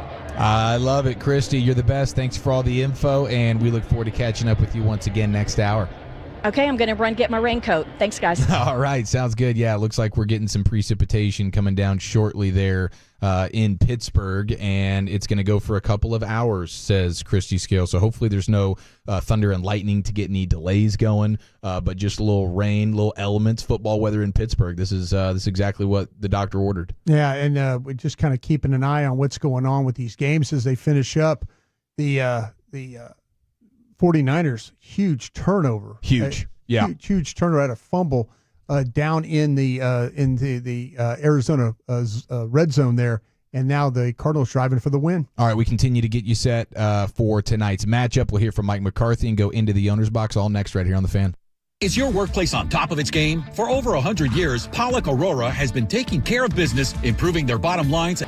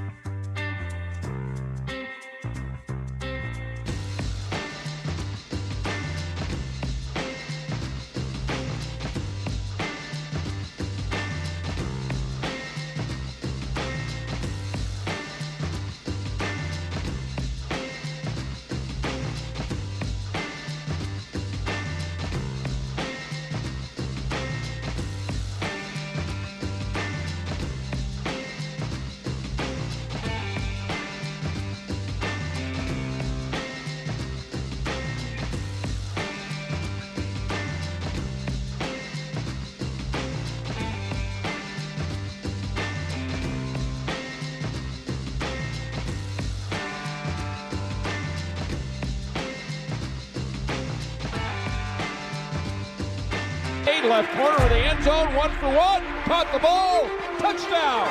Touchdown, Cowboys! With Brad Shab, Babe Loffenberg, Christy Scales, Eric Chiafalo, and Brian Broaddus. Brought to you by Deutsch Family Wine and Spirits, official wine of the Dallas Cowboys. AT&T, the official sponsor of the Dallas Cowboys. Miller Lite, the only beer of the Dallas Cowboys. And by blockchain.com. Make your crypto play today. Also brought to you by Bill Nunnally, behind every great company. Jack Link's Beef Jerky. Jack Link's, feed your wild side. Volleman's Dairy, the official milk of the Dallas Cowboys. And by DallasCowboys.com. Keep track of the boys with daily podcasts and up-to-the-minute blogging at DallasCowboys.com and on the official Dallas Cowboys app. Now, here's Eric Chiafalo and Brian Broaddus. All right, a Week 5 Sunday night on the Dallas Cowboys radio network. Great to have you in as the Cowboys go into Pittsburgh and we usher in some October football. The elements are going to be a part of this one. This is a strap it on, find out what you're made of, who do you want to be type of game as the Cowboys and the Steelers both limping into this one. A monster matchup, a historical matchup, and we have former Cowboy scout and Super Bowl champion Brian Broaddus to help break it down with us. We have the Coach's Corner live from Pittsburgh with Brad Sham and Mike McCarthy in a few minutes. Of course, we go into the owner's box, and we'll hear from Tony Dungy, who is a former Steeler himself, football lifer, and he will be on the telecast as well. NBC tonight, Sunday Night Football. It doesn't get any better than this. Broaddus, how we doing, man? Is your body ready? We're about under an hour and 20 minutes now to kick off.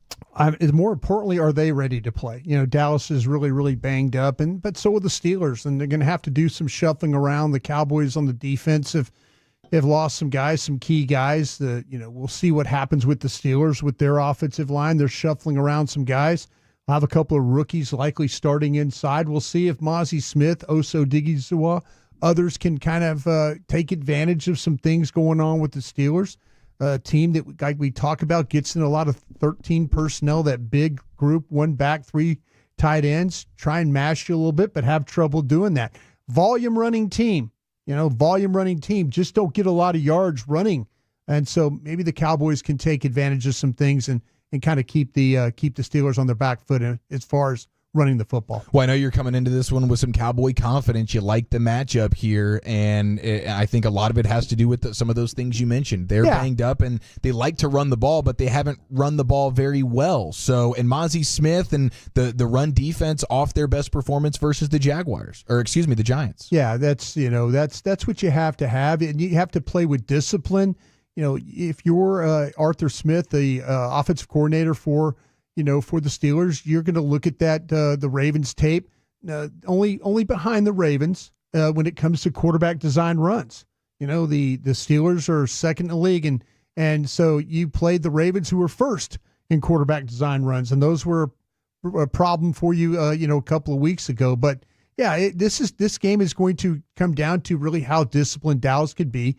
Steelers will struggle getting second level blocks. Linebackers should be able to run to the ball. How well can you tackle in this game on defense and kind of keep the Steelers in some long yardage situations and make this quarterback have to make throws for you?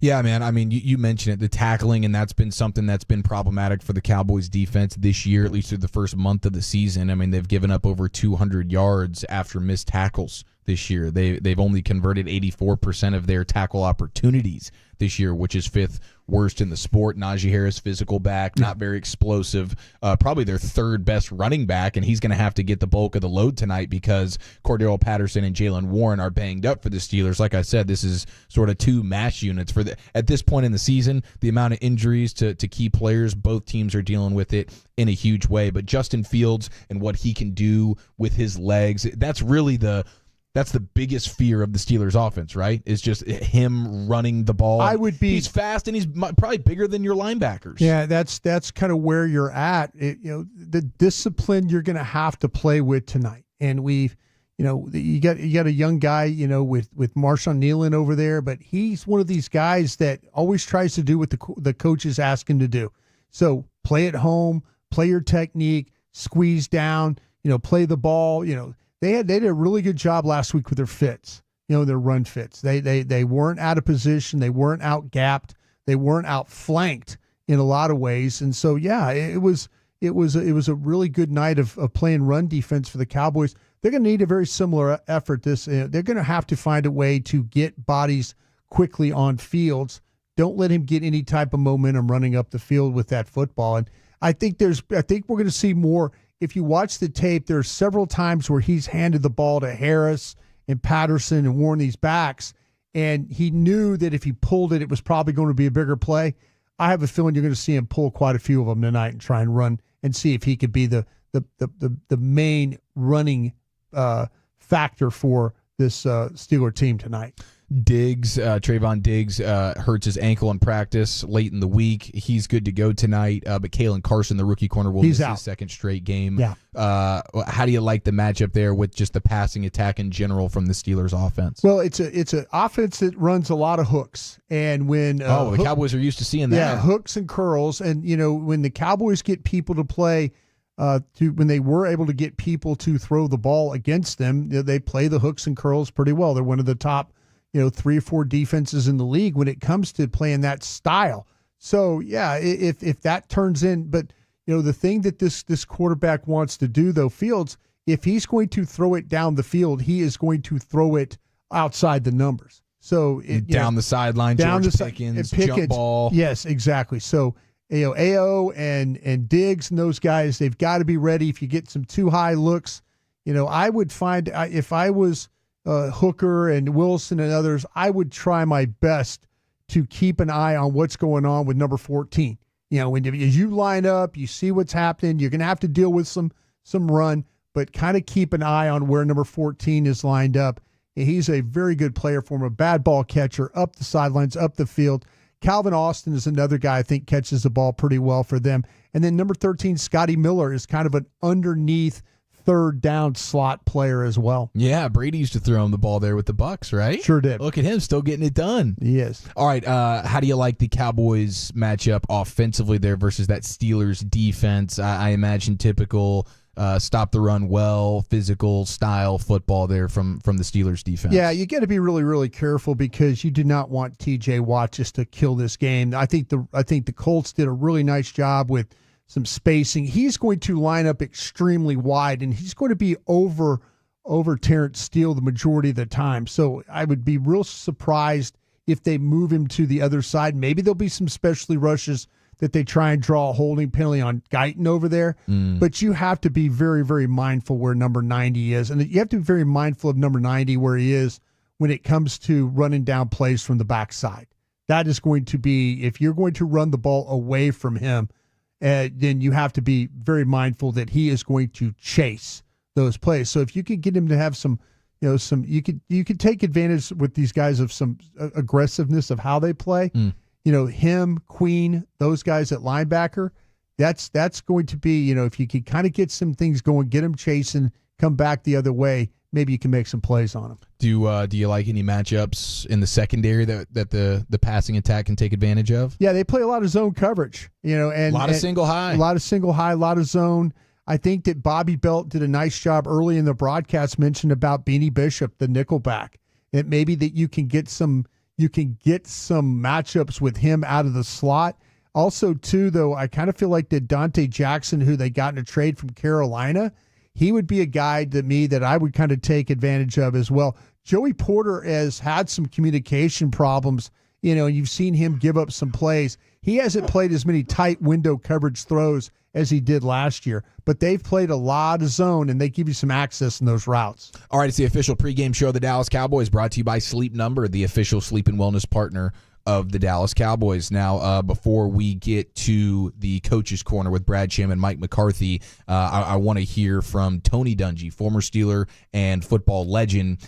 He is a part of the crew with NBC. Of course, they have the game tonight, Sunday Night Football, and Dungy was on our morning show on the flagship 105.3 on Friday, and here is a question from Sean Sharif. Coach, how much do you get, what secrets do you really get behind the scenes that you don't disclose on air, like in those pre-production, especially with the connections you have, former Steeler and Coach Tomlin? How much do you really get that you don't reveal? Yeah, sometimes, depending on who it is, in a situation like this where I have a lot of ties in Pittsburgh, you'll get some things and some information. Coach let me watch practice, and I saw some things that I said, wow, this can help. And as I go on the broadcast and talk about it post-game, I'll have a different insight. But, yeah, you have to keep some of those things inside for sure. Because we were trying to wonder this with Tom Brady. Like, if he gets involved with Raiders ownership, he won't be allowed in those. Do you think that would hurt you a lot as a broadcaster if you didn't have that access? You know, it would. If you're calling the game, you get to see some things and you get to anticipate some things. Well, I saw this formation in practice, and this is what they're going to do. You're ready for it. It doesn't catch you by surprise. If you don't get that access, yeah, it would be a little tougher. And to go in and have the coach be honest with you. You know, I could ask Mike, hey, what do you think? And how did he plan to try to stop CeeDee Lamb? And he's going to tell me, because he trusts me. Now, if I'm calling the game, I can look out for that. But if I don't have that ability to do that, I don't have that access to watch practice, then you're kind of calling the game blindly. Yeah, Tony Dungy is one of the few people that you feel like you could just trust with anything in your life. Like anything, like if you just need a shoulder to cry on, do a little venting or whatever, I think Tony Dungy would be probably the one seed. Be like, yeah, sure, Tony's not going to say anything here. He's not spilling any beans. Now, Tony Dungy, why do you think this season is on the brink for the Cowboys right now? I just see the Cowboys playing a little bit up and down. I think it's a team with great potential, but I don't see that consistency that you need. And so at some point, and I always felt this as a coach, mid-October, that's when I start to know what kind of team I have. Yeah, we can have some up and down performances in September, but we've got to start to hit this groove to define who we really are. And I think the Cowboys need to define who they are. Yeah, I mean, right now you're just kind of scraping by, and you've been dominated twice already through the first 4 weeks of this season. But I think defensively you're off your best performance, and I think Broadus tonight you feel like there's opportunities to build on that performance from last week in New York. Yeah, no, you absolutely have to find ways to make some plays in this game, and it's. We're going to talk about the weather, and I think both teams are really evenly matched. You do have the better quarterback. You know, if it comes down to, okay, you know, you kind of cancel out some things with, you know, the weather maybe cancels out some things.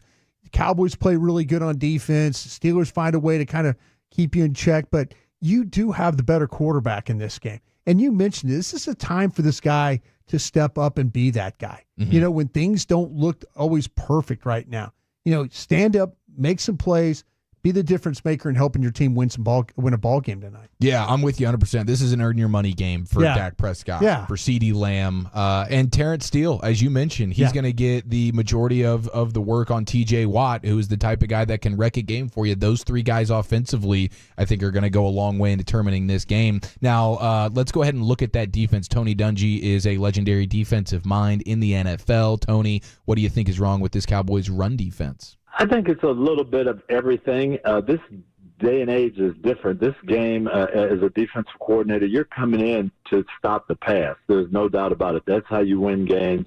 And there's very few teams that are going to do what Baltimore did and just say, hey, we're going to pound it and run it. You've got to be able to come up with schemes and systems in those type of games that work. And you're not going to need them all year. You might need them 5 games out of 17. But when you need it, you've got to have it in your bag, and I think the Dallas just wasn't quite ready for that, and they've got to get that going. Now, against the Giants, they shut them down. That wasn't a great running attack, and it wasn't a team that you fear. This Pittsburgh Steelers is going to be different. They're going to come in, and there's no doubt in my mind they're going to try to test them running the football, so Dallas is going to have to be ready. No Micah Parsons, no Tank Lawrence tonight versus this Steelers team. Is this maybe the one game that you would say you'd actually rather have Tank on the field for you than Micah, just because of the way that the Steelers want to attack you? Tank helps quite a bit, but you do have these linebackers. Overshown could be a really big game for him. I just, there were so many times where I was watching that tape and I was thinking, I was like, okay, tell me why Pittsburgh doesn't run the ball great. Okay, they try and run the ball, but why do they not run it great? They leave a lot of guys unblocked. They just don't block guys. Can't get to the second level. Can't get to and the one strength I think the Cowboys have in this game is their ability with their linebackers. With Overshown, with Kendricks, even Clark, Leofau. I think that, Christie was talking about dressing a bunch of linebackers in this game because having to play special teams and stuff. But man, I mean, to me, it is clear as a bell that Dallas could have an advantage if these Steeler offensive linemen can't get blocks. Then that's meeting guys at the hole. Okay, they hand the ball to Harris. Boom, he's going to try and cut it back. Leofau could be standing there. Kendricks could be standing there. Overshown could be standing there. That's what you got to do. You just got to be able to play your fits and then be able to make the plays when you get the opportunities. All right, Tony Dungy, how should the Cowboys try and defend Justin Fields tonight? He's different. I think he's getting different coaching from Arthur Smith. They've got a better team. He doesn't have to do everything. He's not taking chances, trying to make the big play all the time. But he's still a guy that the mobility is the number one thing. So as you're rushing the passer, you've got to design your rush lanes. Everybody's got to be disciplined. You can't just tee off on him like you would a pocket quarterback. And, again, I think if you're the Cowboys, you want to make him throw the ball. We've got to stack the line of scrimmage, take away the run, try to get him in second and longs and third and longs, make him throw, keep him in the pocket, and see if he can beat us from the pocket. All right, we're just over an hour to kick off here on the official pregame show of America's Team. Let's get out to Pittsburgh, and we will get you the Coach's Corner. It's the voice of the Cowboys, Brad Sham, standing by with Cowboys head coach Mike McCarthy for his homecoming game in Pittsburgh tonight. You're listening to the Dallas Cowboys Radio Network. Celebrate the best of the autumn season with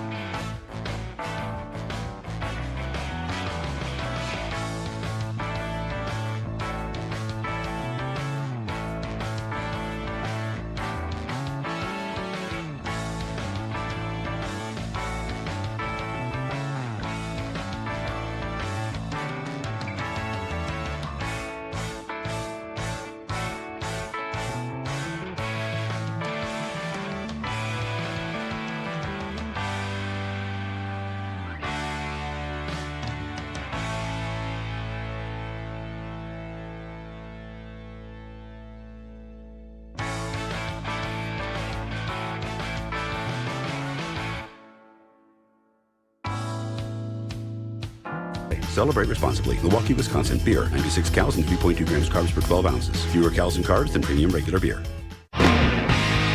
Just under an hour to kick off here on your pregame show, getting you set for Cowboys and Steelers. We'll go into the owner's box with Jerry Jones coming up here in just a few minutes, but right now it's time to go live to Pittsburgh for tonight's Coach's Corner. Here's the voice of the Cowboys, Brad Sham, standing by with Cowboys head coach Mike McCarthy. All right, fellas, thanks very much. Mike McCarthy is home, and I know you're trying not to think about it. You hate being reminded about it because you're here working, but it's a little different when you get a chance to especially spend some time with your parents, isn't it? Definitely. I'm very routine-oriented. I've done the same routine for the last 24 years when it comes to preparing a call game offensively, so I had to make sure I was definitely ahead of the schedule before that plane touched down. But yes, I was able to see my family last night for about an hour and a half, 2 hours. So that was awesome.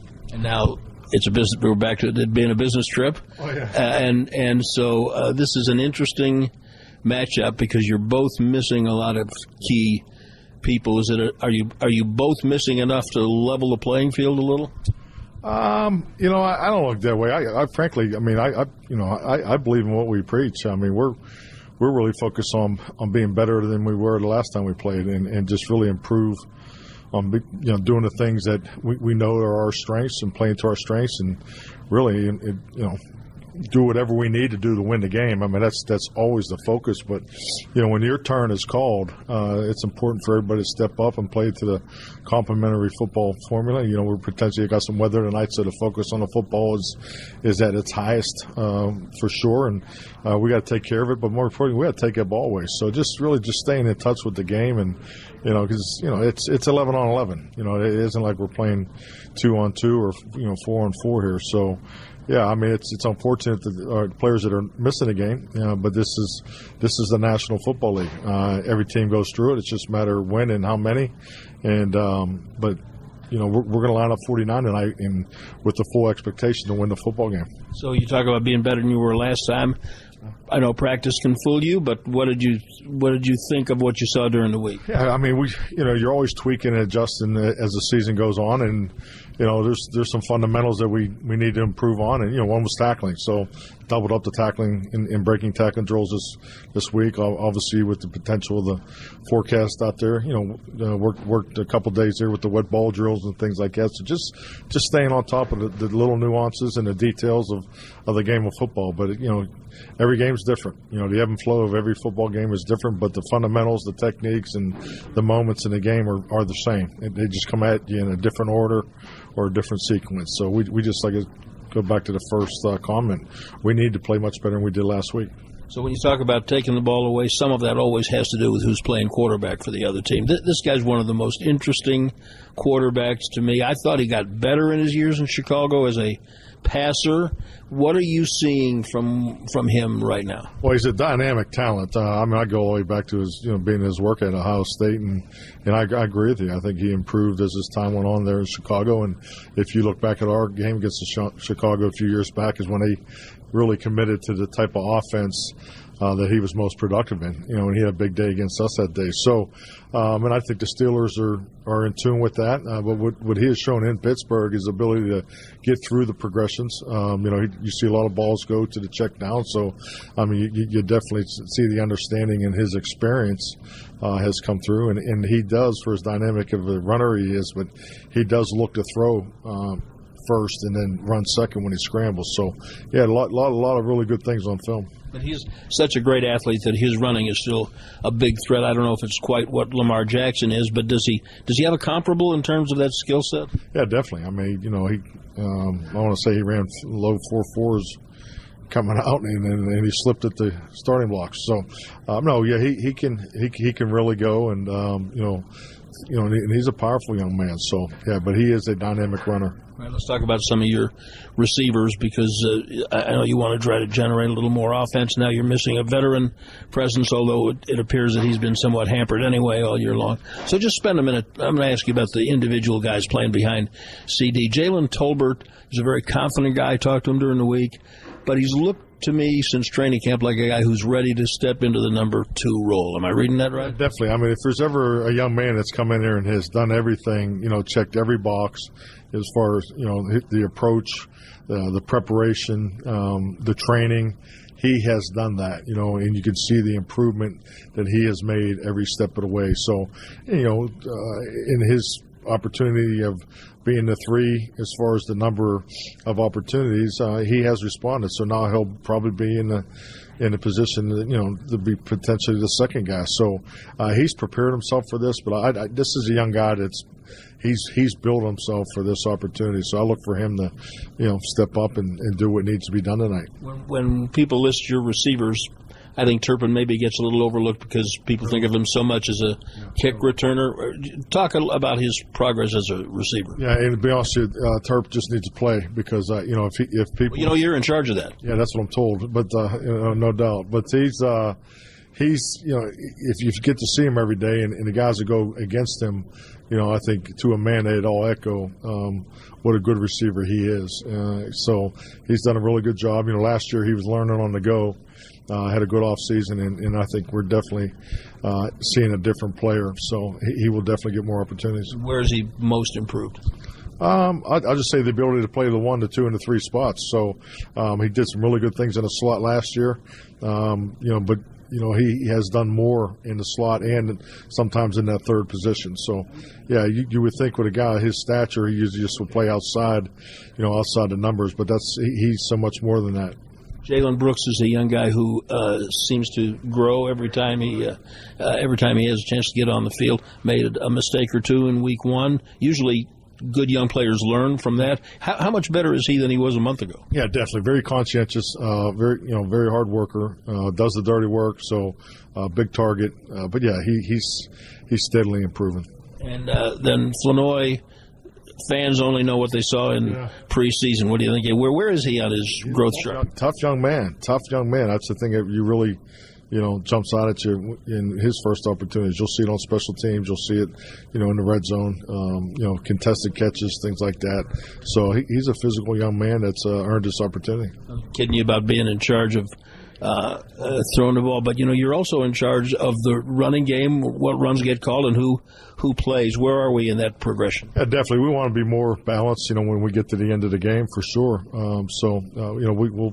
We'll run with Rico and Zeke today, and split those guys up, and you'll see Hunter more on the 3rd downs and selective personnel groups. And just a quick word about your defense, what you've seen during the week in practice. Do you see guys embracing the opportunity to step up? Absolutely. I mean, there's nothing like youth and opportunity. It just, sometimes it's not as clean as you would like. So the energy and the 1-2 is definitely there. All right, Mike, thanks. Have a good time tonight. Appreciate it. All right, thank you, Brad. All right, fellas, back to you. Thank you, Brad Sham. There it is, tonight's Coach's Corner, as we continue to get you set for Sunday Night Football. Cowboys and Steelers in Pittsburgh right here on the Dallas Cowboys Radio Network. Broadus, what'd you think there? Him talking about the running back room. We know Deuce Vaughn is inactive for tonight's game, along with Micah Parsons and Kalen Carson, KJ Henry, Matt Waletzko, and John Stevens. But I think the surprising name on there is Deuce Vaughn because he's suited out every single game this season. But he says it's Rico, it's Zeke, and then sprinkle in a dash of Lipke. Yeah, me personally, I think it needs to be a lot more of Hunter Lipke. And to me, and this is a game where, and we'll see how early Zeke can get going. This might be one of those turn back the clock games for Zeke. Ooh, I like the sound of that. And if you could give him an opportunity to make a cut here and there and find some space. I mean, he's had a couple of good runs that have come back because of holding penalties and various things like that. But we remember one of the best carries he ever had was a game in here in 2016, his rookie year, that sealed a victory for the Cowboys. So it'd be nice if they could get him going again. But I'd like to see if it's Rico Dowdle and it's Hunter Lipke just running the ball 3, 4, 5, 6 yards a shot. I mean, if they could do that and keep some balance that way. I mean, it just whatever you have to do to kind of stay ahead of the sticks today. I think that means throw the ball on first down. Yeah, no, absolutely. But whatever you have to do to stay ahead of the sticks. Yeah. If it's I'm not talking about we'll see with the weather conditions. It might be a situation where we have some of that, the offense that we've seen, the hooks and things like that. I hope not. I hope there's a little bit more of trying to hit some guys on the move. They did some of that in that Giants game. Yeah, a nice job of getting Cooks the ball, hiding behind Ferguson. You create space. Nobody throws more tight window throws in the league than Dak Prescott. Would sure be nice if he had some clear path passes that he can get off in this game tonight. Yeah, some creativity would be nice. Some of the stuff you saw there at the end of that Baltimore game when they were getting things going, and then they had a couple of moments there in that Giants game, but you certainly want to see more of it. In regards to Zeke, maybe tonight being a milestone night for Zeke is why they want to get him out there and feed him a little bit. I don't know if you were aware of this, but Zeke is 15 rushing yards away from the 9K mark for his career. Yeah, well, hopefully they can, get him about 15, 20 carries tonight. Me personally, if you're going to sit a guy, I would think sitting Zeke instead of not on a milestone night, Broadus. Okay, so it's a big in here for 15. 15 rush yards away. I'm just saying if you wanted a way to get Cook involved. Dalvin Cook. That's the route I would go. Tonight could have been the night. I mean, dude Dalvin Cook's getting first team reps there in practice, right? It seems like we might be inching closer and closer. Working on it. They're probably thinking, hey, we got to get Zeke to 9K. Hopefully they can get that done tonight. Hopefully it doesn't take multiple weeks to get him 15 rushing yards, but everything's on the table at this point. Sure. CeeDee Lamb, 4 or more receptions in 37 straight games. Tonight, I think, has to be a big CeeDee Lamb night. Yeah. One more game will actually tie Julio Jones for second most in NFL history. So a bit of a milestone night there tonight for CeeDee Lamb. Once he has 4 more receptions, boom, make it 38 straight, and he's tied second all time for the most in NFL history. That's pretty impressive. Now, we're watching some football in here. In studio, and did we just see the Seahawks losing to the New York Giants? Did we just witness that? Seahawks lost to the Giants. It was the Seahawks were going for the game-tying field goal after the Giants weren't able to kind of sustain a drive. They got into field goal range, a long Geno Smith run, and then they kind of stalled, but went for the tying field goal. It was blocked and in return for a touchdown. So the Giants prevail in Seattle 29-20. Oh my gosh, how about that, man?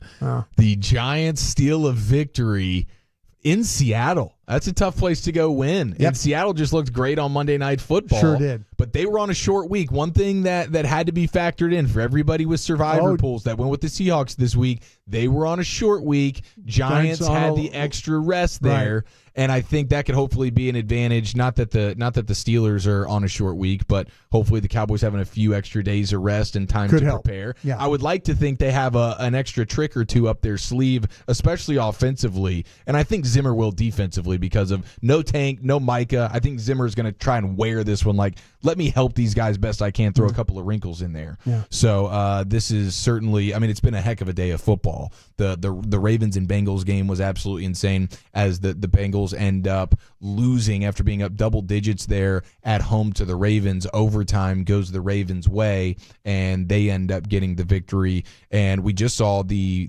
Packers beat the Rams in L.A. Yep. and the Cardinals beat the Niners. It sure did. In San Francisco. Yep. My goodness, man, what a day of football, and it only gets better. Sunday Night Football here on the Dallas Cowboys Radio Network. Let's get back out to Pittsburgh. We're 44 minutes to kickoff. Let's go into the owner's box with Jerry Jones. Coming up next, Dallas Cowboys football. We'll continue in a moment. Buffalo Wild Wings is kicking off football season with 2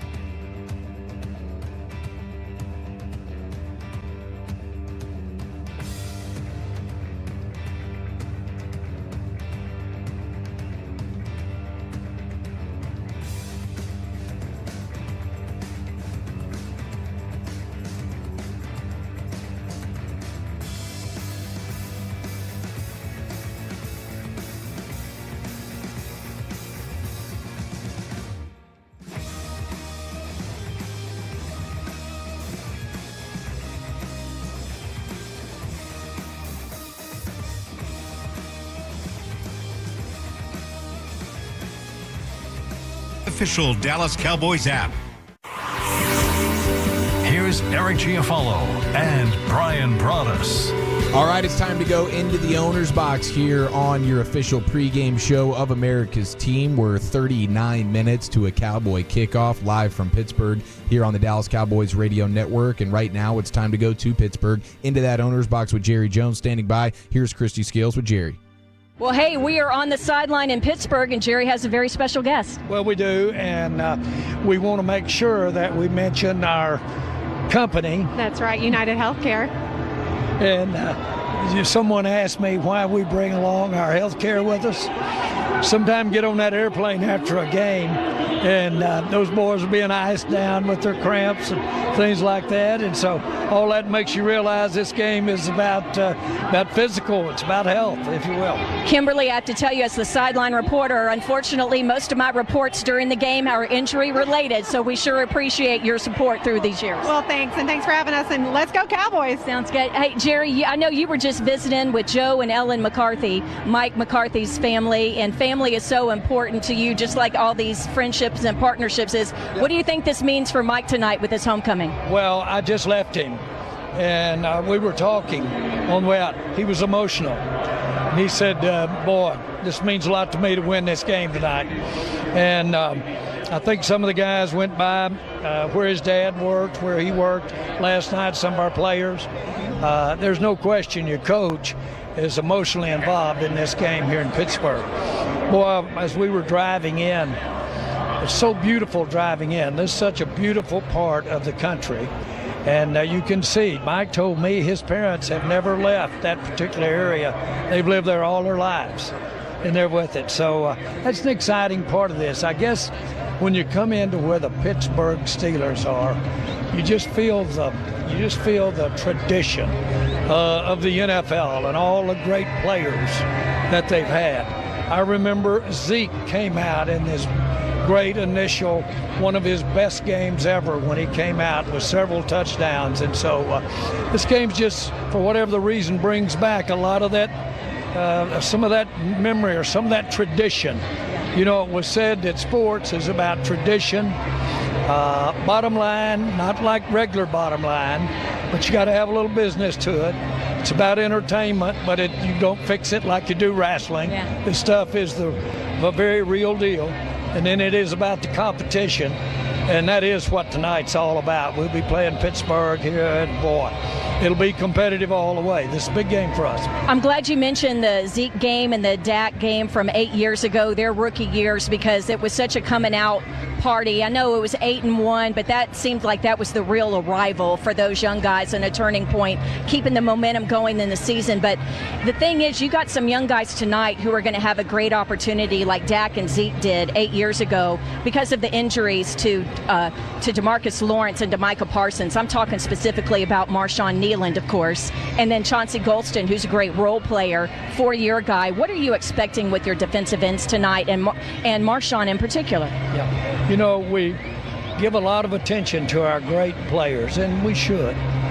But at the end of the day, no game requires the numbers of players that we have to have this game. We'll be dressing out, I think, 47, 48 players tonight. Bottom line is this. One person can't get it done. It takes a team. And so we talk about being a little short-handed tonight. We're not short-handed. We've got the same number of 11 people out there. We're going to run them out there as fast as they run them out. What this game is about tonight is, and their sound fundamentally, is about going out and everyone doing his job. Each of these players don't realize too much of this hullabaloo. What they've been concentrating on is that guy in front of them and doing their 20 to 40 plays like they've never done it before. If those young guys will do that, we'll come out on the top end of the score. That's one of the beauties of this game. We appreciate it, Jerry. Kimberly, thank you for keeping not just the players, but all of the staff healthy. Thank you to everyone at United Healthcare. That's the view from the owner's box as we continue counting down to kickoff in Pittsburgh. Let's rejoin Eric and Brian. All right, thank you, Christy. Tonight's Owner's Box is brought to you by Yeti, the official cooler of the Dallas Cowboys and the Dallas Cowboys cheerleaders. And now we get to know the enemy, brought to you by Arrow Exterminators, the official pest control provider of the Dallas Cowboys. I think the big thing is Justin Fields being the only quarterback with 100% of his team's offensive touchdowns. That's the guy you have to slow down tonight, especially with no Cordero Patterson, no Jalen Warren. If you can bottle up Justin Fields, particularly with his legs, you will give yourself a great chance there. And he's talking about his young guys stepping up, and I'm looking forward to a healthy helping of Marshawn Nealand. I'm looking forward to hopefully a building on his best performance of his career, Mozzie Smith, tonight. Yeah, you got to find a way for your front seven to take advantage of their personnel, their five, on their blockers, and this game will be one of those that the Steelers are going to try and run the football, and you've got to do everything in your power to take them out of that. And that includes the quarterback. This quarterback, if you find a way to get a helmet on him, he'll put the ball on the ground for you a couple of times. Absolutely. Got to take advantage of those opportunities. So if he's running with the ball, you got to take that shot. You got to rally. You got to tackle really well. And you'll know very early in this game if the Cowboys are ready to play defensively, if in fact that they don't tackle well, and then you start to see them not play the gaps and feels like they need to. Absolutely. And you just heard Mike McCarthy talking about how they upped their tackling drills and the breaking tackle drills, all that kind of stuff. They upped that a little bit this week in practice. So hopefully that pays dividends for them tonight. Now, before we go inside the booth with Brad Sham and get Christie's keys to the game brought us, let's go ahead and get tonight's Zebra report. What do we need to know about tonight's referee? Yeah, Chris? Sean Hockley is your official tonight. And the Cowboys in the last 6 are 2-4 with Sean Hockley as your official. He was official last year against the Dolphins in that game. So you've got to be aware of that. And his situation is this year he's officiated 3 games. False start has been a big problem for teams, but that's something that's kind of a team related thing. Offensive holding is the next biggest thing you need to worry about. That seems to be 5 on the home team, 3 on the road team. Of the 8, he is called illegal formation. Now, this is something that I circle because 0 of these illegal formations have been called against the home team. He's had 5 of them in 3 games.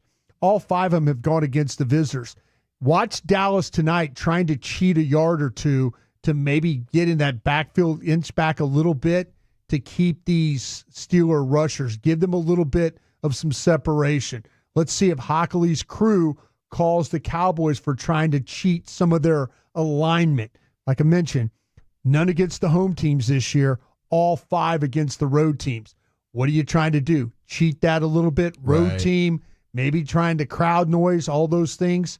And you got pretty good rushers for the Steelers group. So roughing the passer is also one that he's called, and they've averaged about 1 a game on roughing the passer. Defensive pass interference, 2. Offensive pass interference, 2. That's kind of unusual. Delay of game.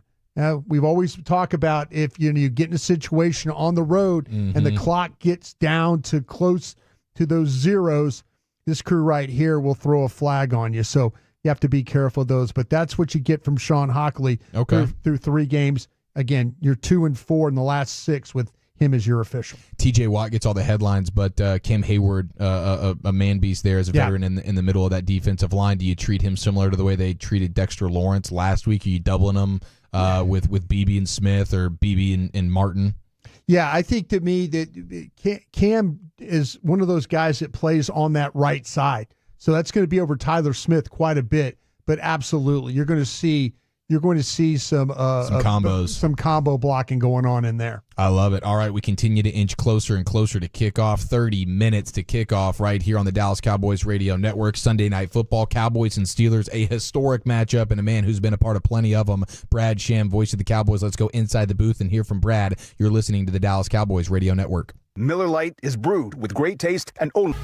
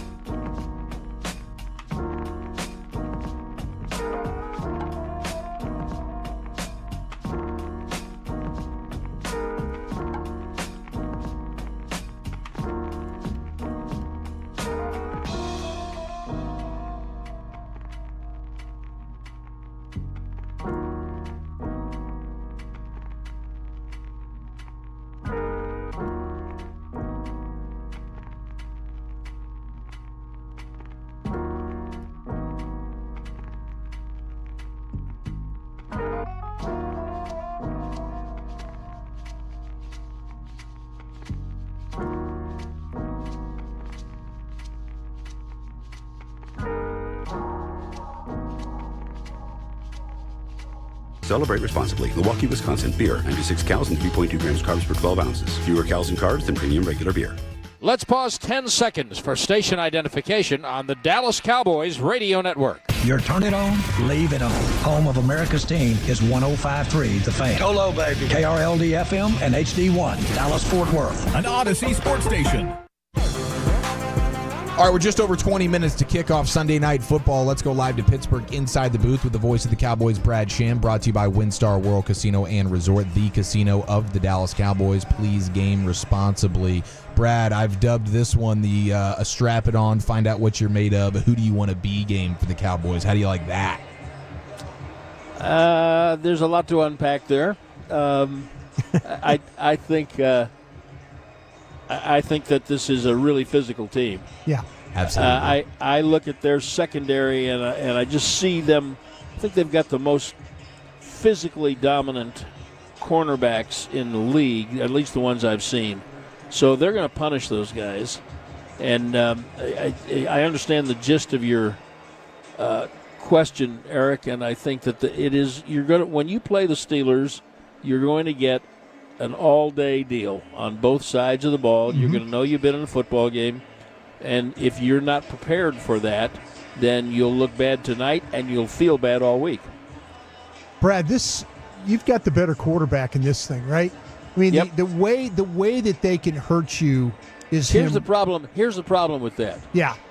It's not a skills competition. No, but the way they hurt you is running the ball, right? That's your the biggest quarterback thing. Against their defense. Yeah. And their quarterback against your defense. And under those circumstances, the inferior quarterback might be the superior quarterback on the day.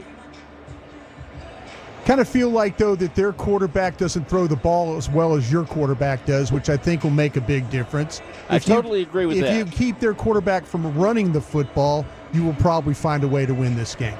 I think Fields is such an interesting player, Brian. I thought that he was getting better when he was with the Bears. Yeah.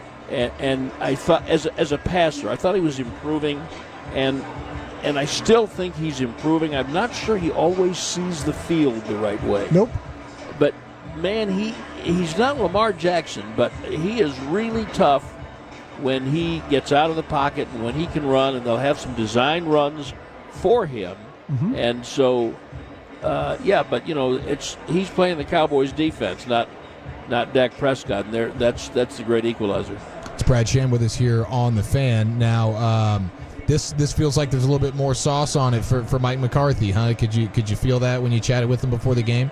He was in an unusually good mood for a guy whose team is really not playing very well. But he did spend a couple of hours with his parents last night, and I think that's a big deal. He likes coming here. There's no doubt about it. It's a big thing for him to come home, and it's a team that he beat for the Super Bowl championship that he won. And I think I'm not sure if he'd rather beat them than Green Bay, but I think there's a little extra for him. How nostalgic have you got this week with just the history of this matchup, Brad? Oh, none, Eric. I've been around too long to get nostalgic. I will say this. When you see these uniforms, and there's no tricked-up uniforms tonight. There's no color rush, anything. It's classic. Yeah. And so you cannot help but go all the way back, if you're old enough like I am, you go all the way back to the 70s and the championship games they played against each other and all of the great games, but they are iconic uniforms, and it's not like just anybody else. But this is not even 2016. This is not even rookie Zach and rookie Dak and rookie Zeke and the great screen pass and that didn't mean anything. I thought for a while today that we were going to see Booth and Oruwariye as the starting corners. That'll get you right off nostalgia pretty quick. Well, it'll get you off that if like Lynn Swann and John Stallworth and those guys. Yeah, such a great point, Brad. My gosh. I mean, if that was the case, if Stallworth and Swann and Grossman and those guys were all playing today, I'd be a little nervous about that. Eric, they always say that the thing that they all say. It's the thing that they talk about today is be where your feet are. Yeah. And this is where our feet are. I will say this, and I know we got to go. The league, the Pro Football Hall of Fame put out the list of veterans who have made the cut for the next round. And so for the Cowboys, there's Ed Jones and Harvey Martin and Leroy Jordan are on that list, and L.C. Greenwood and Andy Russell are for the Steelers. That'll get you nostalgia. I love it. Now, I noticed you said the full name of number 27 there for the Cowboys. You're not going to go AO tonight. You're going to go all in with I that. didn't do it last week. Why would I do it tonight? He called it on the interception. No. You've dominated it. I did not say AO, and nor will I. No corner cutting. Not on the Dallas Cowboys radio network with the voice of the Cowboys, Brad By the way, I just figured out how to say Igbenogany. We love you, Brad. Have a great night, man. All right, see you later. There he goes. All right, now on to the field of what still should be Heinz Field in Pittsburgh. We will see. It's the Kentucky Bluegrass, I believe is what Christy called it. We have some elements tonight. Let's see Christy's keys to the game, brought to you by Pollock Aurora, proud supplier of the Dallas Cowboys. Christy, what do you know with the weather and the field conditions? Yeah, the first key is just to get this thing underway. Our concern is lightning. There is some in the outer areas of surrounding Pittsburgh, about 14, 15 miles away. So hopefully we're able to avoid any lightning delays. So far we've been spared from the rain. The first front has come through the Pittsburgh area, but we are still dry here at the stadium. The wind is starting to pick up just a little bit, but there's thunderstorm warnings in effect till 10 o'clock Eastern tonight, so that'd take us through right at halftime. But so far, no rain. The wind's picking up a little, but during the warm-ups, it was actually very still. So I don't know if it's the calm before the storm, but we'll enjoy what we have right now and just hope that lightning stays away. Christy, you were talking about the special teams and the big factor in it. You're thinking any kickoff tonight has a chance to be brought back, right? Yeah, well, if it stays still like it did in pregame, then, they could boom it through the back of the end zone for touchbacks if they want. But if the wind kicks up, and we're expecting wind gusts up to 24 miles an hour when the front hits this specific area on the riverfront here, then those being able to just launch it through the back of the end zone, that's not going to be possible. The wind's probably going to knock the ball down. It's going to help it knuckle. So what the kickers try and do, getting the ball in the landing zone between the goal line and the 20-yard line, knuckling it down there, it may be Mother Nature giving the kickers an assist. So I know that the Cowboys special teams is expecting opportunities for returns tonight on kickoffs, and they're also expecting possible adventures in punting and punt coverage and punt returns if the wind gets hold of some of these punts. Yeah, Christy, one final question for you, though. Is it one of those things where you look at taking the wind to start the game, or is that just not going to be a factor like you think? Actually, that's one of the things that they're going to be talking about. And as soon as they come out here and as the captains, just before they walk onto the field, the weather is going to be a consideration, because they're thinking that if the wind picks up, that this is going to be one of those nights that you want your wind at your back in the fourth quarter. Christy, we know that McCarthy's got quite the contingent, but what about Cowboys contingent in general? Did they show up and show out tonight? Actually, well represented. It is not a takeover by any means, but a lot of blue and white behind the visitors' bench here, and this has been a very hot, expensive ticket. The single tickets in the corner of the end zone up in the 500 level were the cheapest I saw today was $280, and the average price going into this game is $560. So the Cowboy fans that are here really had to pony up to be here today. I love it. Well, Christy, you're the best. We appreciate the time, and good luck fighting through those elements tonight. Thanks, guys. There she goes, Christy Scales, ladies and gentlemen. All right, now it's our time to shine here, Broadus. We've been breaking it down for a few hours. You came in with some confidence, so we'll close it down with you. I am going to go ahead and take the Steelers 23-20. I really feel like this is a coin flip game. Both teams dealing with some issues there as it pertains to some of the injuries and stuff like that. But I do think the Steelers rushing attack will be able to get going a little bit. It hurts for them not having Patterson, and Warren is a huge plus there for the Cowboys defensively, but Justin Fields with his legs, I think this will be a game that they will really try to lean on that. And then, of course, the physicality with what they bring defensively, the elements on the road. I think it's a close game. And you mentioned all the heavy personnel groupings and stuff, and they haven't done that well this year. Yeah. But will this be a get-right game for them offensively versus this Cowboys defense? I'm going to go Steelers win 23-20. Dallas wins this one 20-16, and I'll take the other side of the coin. I think that the Steelers are going to have a hard time blocking these Cowboys linebackers. I think that'll be the difference makers in these games tonight. I love that. And with Overshown flying around, and I think so much of it tonight. And and you've talked about it. You mentioned it at the start of the program tonight as it pertains to Cowboys' keys to a victory. Yeah. And McCarthy reiterated it there with Brad earlier in the coach's corner.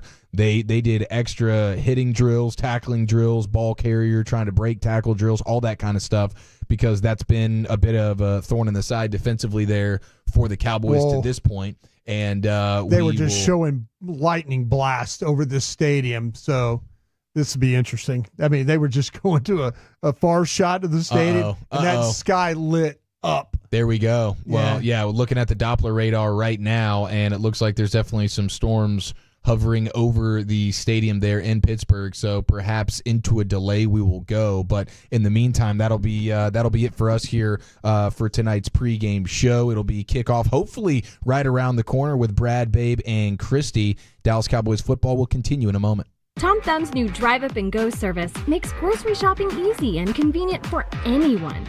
25 pounds of ground chuck, 15 bags of hamburger buns, 28 bags of Tostitos, 10 packs of Pepsi, and some barbecue tongs. You pick the time, you drive up, and go. With Tom Thumb's Drive Up and Go, anyone has time in their schedule to go grocery shopping. Just a few clicks away, and you can feed your team. Everyone can be a grocery pro bowler with Tom Thumb's Drive Up and Go. Download the app or try an online order to get started today. We've all got a wild side. Feed it with Jack Links. Now feed it with more Jack Links. Now use your wild side to smash through the door. Now ride your wild side down the stairs like a sled. Now run naked into the woods. Now challenge a bear to a fight. Now earn the bear's respect. Now fall in love with the bear and move to the woods and raise a family with the bear and become the Bear King and... Stop. Too wild. Jack Links. Feed your wild side. Always feed your wild side responsibly. Be safe. We're saying this because we love you. And we're going to overtime. Erica, how much have I spent on concessions? For questions about their money, Dallas Cowboys fans can turn to Erica, the virtual financial assistant in the Bank of America mobile banking app. Learn more at bankofamerica.com/Erica by your side. Bank of America, official bank of the Dallas Cowboys. Erica responses may vary. Digital tools featured require downloading the mobile banking app and may only be